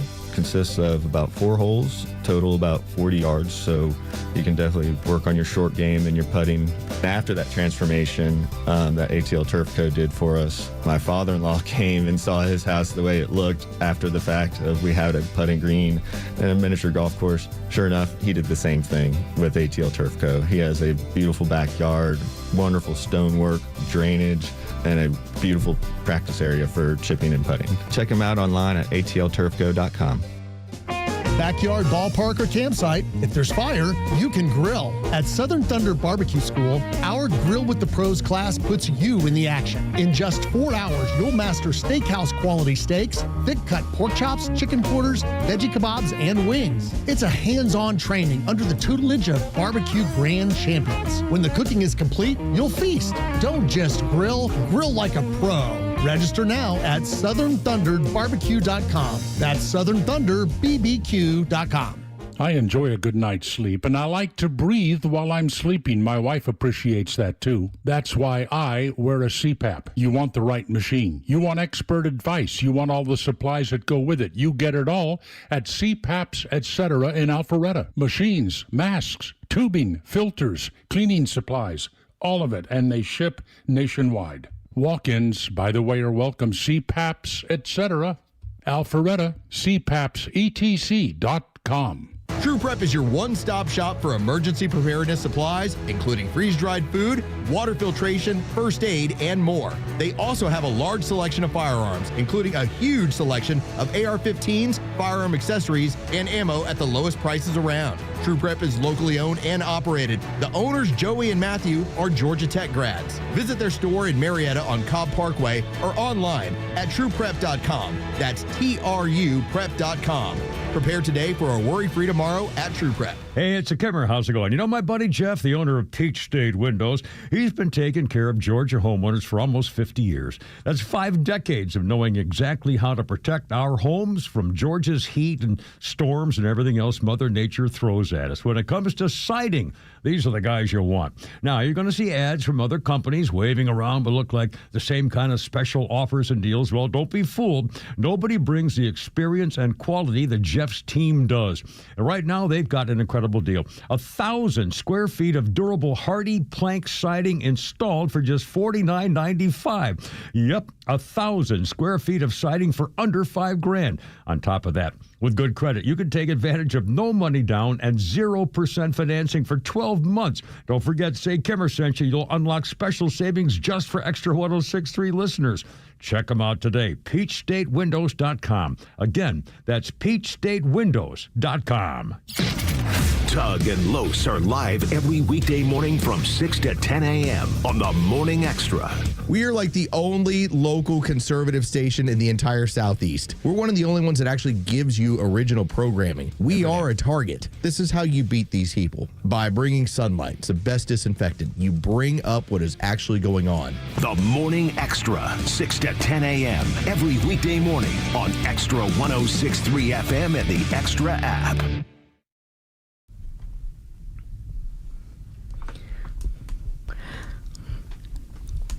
So apparently, the police officers in England, they rarely get to carry guns, let alone use them, need more training, because I just saw an article come out where the UK police had to admit that one of the synagogue victims in the Manchester where the terrorist went and attacked and knifed some people, well, one of them was accidentally shot. Yes, they clearly need more training. Crazy. All right, folks, it is Victor Armondez in for the Kimmer on Extra 106.3. Get the app, 106.3 Extra. Get that app. All right, 404-741-1230. Anything goes Fridays, so I'll just go straight to the phones. We got Tim on the horn. All right, Tim, go ahead. Hey, Victor, how are you, sir? Good. How about you? Good. Let me tell you something. You know, when I first heard you on Monday, it's like, oh no, another fill-in for a week. I was sort of dreading it, but I listened, and the more I listened, the more I really enjoyed listening to what you had to say. Oh, and thank you. Let me tell you one other thing is when I listen to Kimmer, I always have to have my hand on the volume button, because when you start screaming, I've got to turn it back down. I never had to turn it down with you. You're so calm and collected, and you deliver a great message. Thank you. Gosh, I really, Tim, thank you so much. And the Kimmer, man, that dude, he's funny, man. He gets excited. So. Oh, he's awesome. And one other thing real quick. Flounder, are you listening? He is. Go ahead. Okay, yeah, I was just going to say, I doubt you texted Flounder at 6 o'clock in the morning to print things off for you. The Kimmer is a little bit technologically challenged, but we love him so much. I tell you, I'll tell you. You know what, Tim? It's great. Do you have anything else you wanted to say, and then I'll tell you my Kimmer story. I'm good. Okay. Well, listen, Tim. Listen, thank you, and I mean, I really appreciate your kind words, and I mean that's why I do this. The listeners are so amazing. You guys are great, and I would appreciate it if you look me up and follow me from here on out, and hopefully I'll be back. Definitely be doing that. Absolutely. Oh my gosh. Thank you. Oh my gosh. Thank you, Tim. I appreciate it. So now that when you're off the air, Tim, just listen to this. Yep. So I met Kimmer years and years ago, and you guys ought to call him on Monday. I doubt he's going to remember this, but I've been riding motorcycles since I was 8 years old. I mean, pretty much since I was 8. If I could put gas in it, I would race it, and that's my adrenaline thing. I don't drink, I don't smoke, I've never have, never will, never done the first drug. But my adrenaline is speed. My adrenaline is or my vice is adrenaline, and so I used to ride motorcycles, and I'd go on these rides. Well, Kimmer led one of these rides I went on, and so I was a part of this, and this is the first time I met Kimmer. It was this ride, and I joke about this because normally you'll meet at a motorcycle dealership, at a Harley place, or you'll meet at an Indian place like Marietta Indian or Mall of Georgia Indian or one of the big Harley stores, but not with the Kimmer. So the Kimmer led, I bet you listeners will, I bet Flounder, I don't even know if you know this, but shoot away. So instead of meeting at a normal motorcycle gathering place, see, there used to be a lot of rides, there still are some really good rides, but you meet at a church or you meet at one of the motorcycle dealerships, not the Kimmer. When I met Kimmer, it was on a motorcycle ride, and we met at Hooters. It's a good place. I think Hooters has always been overrated. I would agree with you. I would agree. From a food standpoint. Yes. But it just really made me laugh when I met up to go on that ride that was led by the Kimmer, that it was the first time I've ever met at a Hooters for a motorcycle ride. It was great. It was bright and early in the morning at the Hooters parking lot. And I think maybe we'll have to revisit the motorcycle rides and see if we can't get a motorcycle. Oh my ride, gosh, Flounder! Kimmer now has his chopper all fixed up, and that's what I heard him talk about that last week. Flounder, man, if we could set that up, if I could be a part of that, I would be happy to do so. I'm happy to lead that and be part of that. Let's see if we can set something up. Maybe I'll we talk can to the guys when they're back and see if there's something that we can put up. If again, that's something that takes a lot of work, but I mean, we could probably get something in the fall or spring if we really looked at it. So I'll check with them when they're back in town. Man, this is a great time to do it. So, or we could do it in the spring. But maybe it'd be maybe we could do something for cancer research, folks. I don't talk about what I've gone through in my life much, but I am a cancer survivor, and I know the Kimmer is a cancer survivor. Yes, he is. And so maybe we can do something, maybe just raise money for cancer. You never know. Absolutely. So I'll chat with him. Awesome. He might even be listening right now, so we'll check when everyone's back next week. Oh, that would be great. That would be great. So I would, Kimmer, if you are listening, man, I'd be honored to be a part of that. I have an Indian. So folks, so a few years ago, I got to the point where I could buy a brand new motorcycle. Never bought a brand new motorcycle before.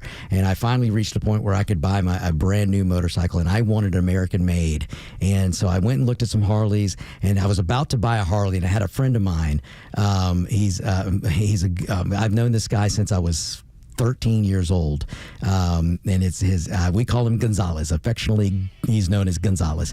So Gonzalez calls me up. I'm literally I'm almost ready to sign the dots and pay for a Harley. And Gonzalez calls me up. He goes, "Man, you got to go look at the new Indians. You got to go look at the new Indians." And this was, I think this was 2020 or the end of 2019. And I went with Gonzalez, and we went over and we sat on the Indian, and it was an Indian Scout, the new Scout back then in 2019, 2020. And I sat on it, fell in love with it, bought it right then. And so that's the bike I got now. I love it to death, and I would be honored to go on another ride with Kimmer. It's been many, many years since we've done that, so maybe we can put something together, and Kimmer and Victor can, and we'll pick a Hooters, Kimmer. We'll pick a Hooters that we can meet at. So, man, thank you again for that call. Awesome. So, all right, folks, Anything Goes Friday, 404-741-1230. I got a little time left, so first of all, I have had the best time this week, ladies and gentlemen. I have had the best time. So I have to, again, just thank the Kimmer. Thank you, Flounder. Thank everybody at Dickies for allowing me this opportunity to come in and have some fun. This week has been a blast, and you listeners have been amazing. You guys are blowing up my email, and I guess I should do this. For those of you who are new to me, you can email me. I don't mind. I actually answer my emails. It takes me a while sometimes, but I do answer my emails, and it's armendariz2010@gmail.com. ARMENDARIZ 2010. So ARMENDARIZ is in Zulu. 2010@gmail.com. So you can email me at armendariz2010@gmail.com. And I listen, you got to give me some time because with the Victor Armendariz show, I have listeners across the country and outside the country. And I do get a lot of emails, not like the big timers. I'm still low on the totem pole, but I do get emails, and it takes me a while to get through them. But you're more than welcome to email me if you've got some ideas, if you got some plans, you have a good comment, or you have a good motorcycle that I should take a look at. You can email me. But it's been an awesome week, and I love it. But there's so much stories and so many things I didn't get to, but I want to touch on this. I have been a fan and a proponent of the fair tax for years and years and years. And those of you in Georgia, you know Neil Bortz. You hear Bortz on with Kimmer all the time. Neil Bortz, and I have a little story with Bortz. I guess maybe I should tell you this because I think I promised you guys I would tell you the story with Bortz. So my Bortz story is this. Folks, you guys have heard me. I am not a tall dude. In fact, whoever comes to the studio, when Kimmer comes back to the studio on Monday, he's going to think that a midget was sitting in this chair because I put the chair down low. I want my feet to touch the floor. And when I come in, like when I came in the first time, clearly Kimmer is a lot taller than me because I couldn't touch the floor when I sat in the chair. So I lowered. So Kimmer, I promise I'm not a midget. Not that there's anything wrong with that, but little people. Yeah, little people. Oh, right. I might get in trouble for saying that. Media Matters, they don't like me already, folks, so it's no special when they get their panties in a wad because of me. But I had no choice. See, one of the things with me, folks, and one of the great things about growing up with my parents is I never knew I was short until I got to college. And then I walked through the quad and all I could see were belt buckles coming towards me and butts walking away from me. That's when I realized I was short. But I've always had confidence because my parents, I just didn't realize I was short, and I didn't act like I was short, and I wasn't going to act like a victim because life is very hard when you act like a victim or you treat yourself like a victim, you will be treated like a victim. So I didn't really know. So I just went around my business and I did things that maybe short people didn't do, but I did. And one of the things that I would do is I dated girls taller than me. A lot of the times it wasn't my choice. And I dated this girl once. She was, gosh, this was many years ago. She was probably 5'10", 5'11". And so she towered over me. And she loved Neil Bortz. And it just so happens that Neil Bortz's wife used to work with my dad. And so and she had a big part in Wounded Warriors and that organization, that fundraising group. And so there was a Wounded Warriors function going on, and Neil Bortz was there, and Belinda was there, and his whole gang was there. And my dad got me tickets to go so I could go meet and hang out with Bortz and the whole crew. I took her because I wanted to impress her. It was our first date. And I took this girl. She wore an unbelievable red dress, very tall, and she wore heels. So she was about 6'2". And we go up. I brought some books. So we go in there. I pull out the books and I go, hey, listen, we're going to go. I want you to go meet somebody. So we walked up to Bortz and said, hey, Bortz. And I tell you, Bortz looked at me and he looked at her and he looked at me and he goes, what are you doing with this short dude? I mean, he said said something that, I was like, well, thanks, Bortz. Thanks a pant load. But it was awesome. It was amazing. And she never will forget that because Bortz signed her books, and Bortz was awesome to do that. So that's my Bortz story. So I say that because Bortz is a big fan of the fair tax. And when we come back from this next break, I'm going to get into a little bit, a quick synopsis of the fair tax and why we need it here in Georgia and why we need it on the national level. Don't go anywhere, folks. Victor Armondez is in for the Kimmer.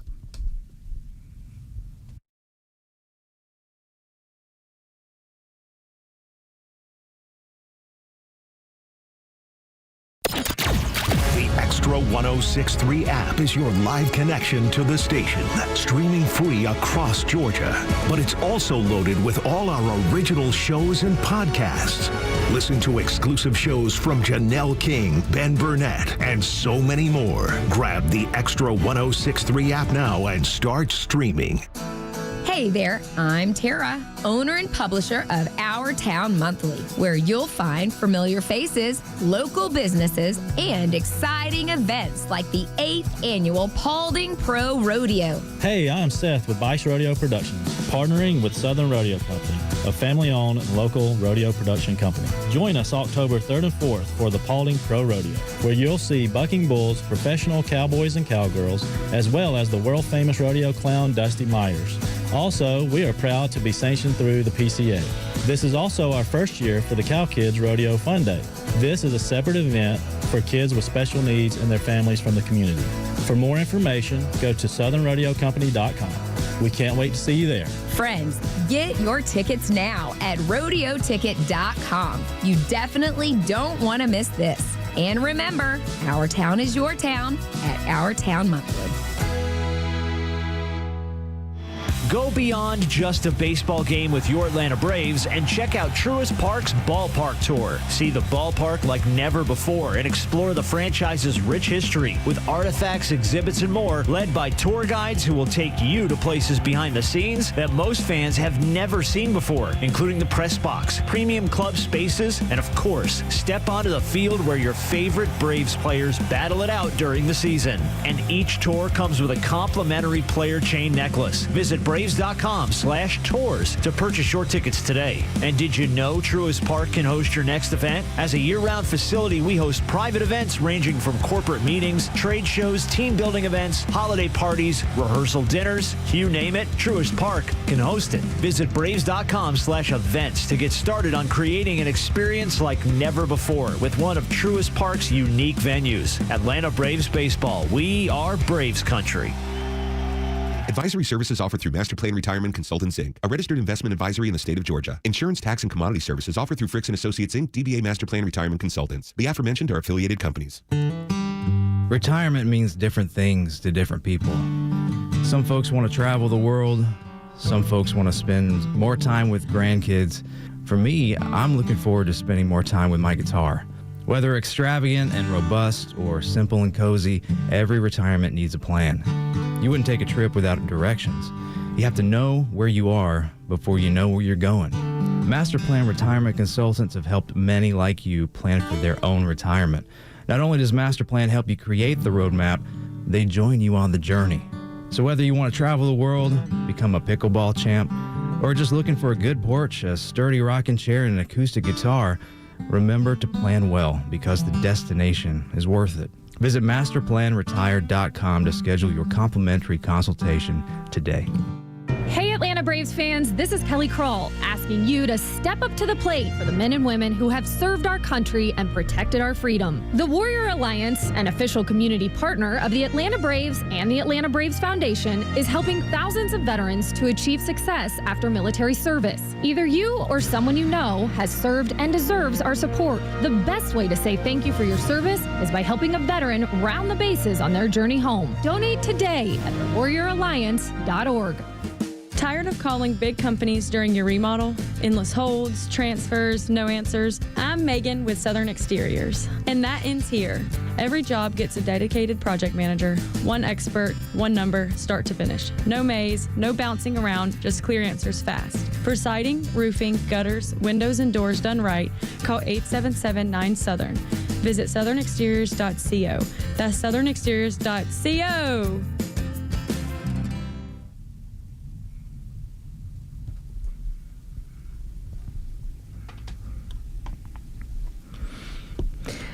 Welcome back, ladies and gentlemen. Oh, you gotta love Rush. What a great band. It's Victor Armondez in for the Kimmer. Okay, so let me try to run through this in the little time I have left. So, ladies and gentlemen, if you are not familiar with a fair tax, I call it the consumption tax because that's what it is. It's a consumption tax. The fair tax is what they call it because it's an actual bill that's been on the floor of the Congress for years. I mean, since gosh, probably the late 90s, if not sooner. But your politicians hate it. Your Democrats are never going to vote for it, and too many Republicans won't vote for it because it would completely change the Washington swamp. A lot of the things that Donald Trump is trying to do, that President Trump is trying to do, he could do if he could get Congress to pass the fair tax. And maybe they need to change the name. I don't know. But if you want to learn about it, it's called fairtax.org. Now imagine this, and I'm just going to try to sum this up. I'm going to try to dumb it down as much as I can. Not because you guys won't understand it. I just don't have time to get into the minutia. But here's the deal. Imagine right now you get a paycheck. All right. You work hard, you get a paycheck. And if you're working for yourself, well, gosh, you're going to love it even more because you know if you're an independent or 1099 person or your own business, you have to worry about your tax consequences. You earn the money and you actually have to write the check and you're not, because there's nothing being withheld. So you feel the pain more than anybody. See, the problem with our tax system is it's a progressive tax system. A progressive tax system has no business being in the United States. We are a country based on freedom. We're a country based on liberty. We should never have a progressive tax system. It punishes achievement. Our tax system, hear me well. Let me put it to you this way. For those of you who have kids, if you want good behavior from your child, what do? You reward behavior you want. If you want bad behavior to stop, what do? You punish behavior. So if you punish something, you get less of it. If you reward something, you get more of it. What does a progressive tax system do? If you're poor and you're not paying taxes, you're given tax credits. So you're being, and listen, I know there's different situations, but I'm just doing a synopsis here. So don't get mad at me. I know there are people in tough positions, but that's why the fair tax is so good, because you could actually help the poor. The fair tax a consumption tax would actually be the best tax system for somebody that's living in poverty. Okay. So, but imagine this, if you are not paying federal income tax, which almost half this country, believe it or not, doesn't pay federal income tax because there's so many credits, there's so many gamings of the systems that the Democrats have put through, and unfortunately some of the establishment Republicans have put through, that you don't pay federal income tax. So if you're not paying federal income tax and you're being incentivized not to work, and then you look at the other side. If you are working hard because you've been taught a good work ethic and you move up a level, so you're let's say you're getting a 10% tax and you earn more money, you work 2 jobs, you work your tail off, and now you're in a 25% bracket, and then you earn a little more and you're more successful, and then you start getting up into 30% bracket, 40% bracket. So every time you achieve, the government takes more and takes more. Well, eventually you're going to stop achieving. You're going to reach a point where you're like, I don't want to make any more. I'd like to work more. I'd like to hire more people. But if I do that, I'll have a higher tax burden. So I'm not going to do it. This is what's happening in this country. You want to see this country grow, which it should be doing. When this country didn't have an income tax, and believe me, folks, you can look it up, this country did not have an income tax for a long time. It did not have an income tax. We did not have a federal income tax. And we were growing at 6%. GDP was growing at 6%, or maybe 7%. But then when they started these programs and we started these tax credits and we started all this business that started from the Great New Deal and all that mess, you started seeing the GDP go down. And now for the past several years, we've only grown, I think, at an average of 2%. That's ridiculous. This country should grow way more than that. And if you implement a fair tax or a consumption tax to where you get 100% of your paycheck, imagine that.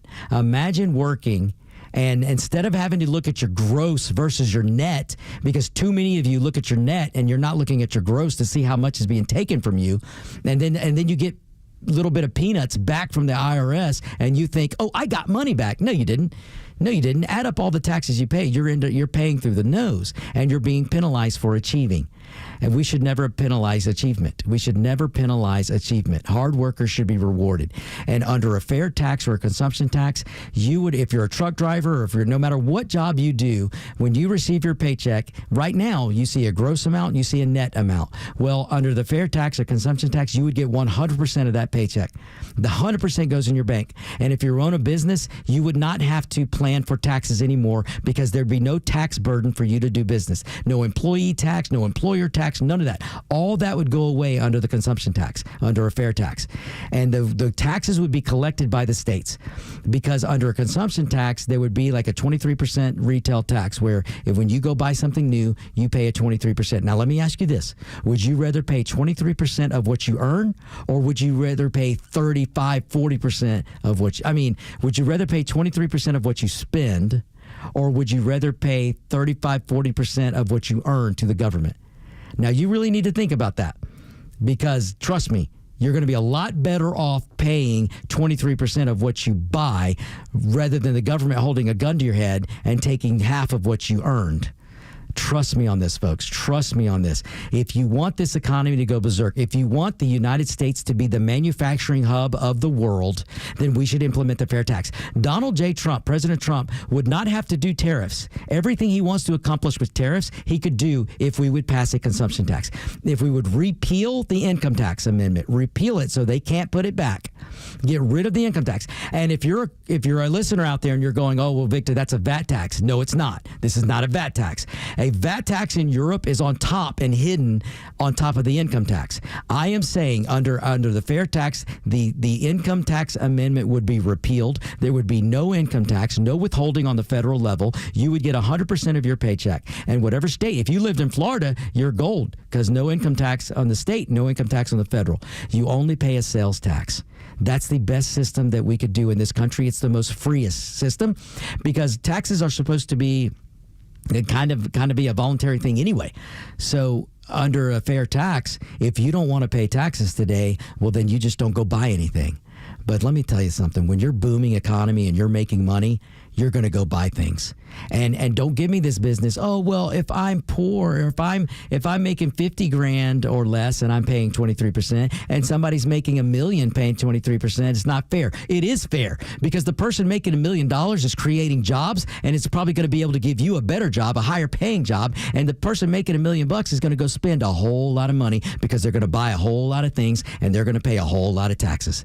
It is the most fair thing we could do in this country. It's the most growth thing, the most free thing, the most thing for liberty. We need the fair tax. And if you don't know, if you want to learn about it, go to fairtax.org. Fairtax.org. You can read about it and get your congressman. Demand from people running for Congress. Demand in Georgia. You folks here in Georgia, demand that the governor support getting rid of the Georgia income tax. Demand that your representatives and your senators, that they get on board with getting rid of the federal income tax. We need a consumption tax system. We need to change. We would become the manufacturing haven in the world, and we would also become the most freest liberty nation in the world, because implementing the fair tax would transfer the most power from the federal government to the individual, and that's what we should do. So, all right, folks, we're coming up to the end of the show. Listen, I've had a blast this week. Thanks again to the Kimmer, Pete, Flounder. Thanks again for allowing me to sit in and enjoy this week. I have had a blast. Thank you to all your listeners. And again, guys, you can get in touch with me, armondez2010 at gmail.com, and find me on social media. I would appreciate it. And until next time, you guys stay tuned to the Kimmer.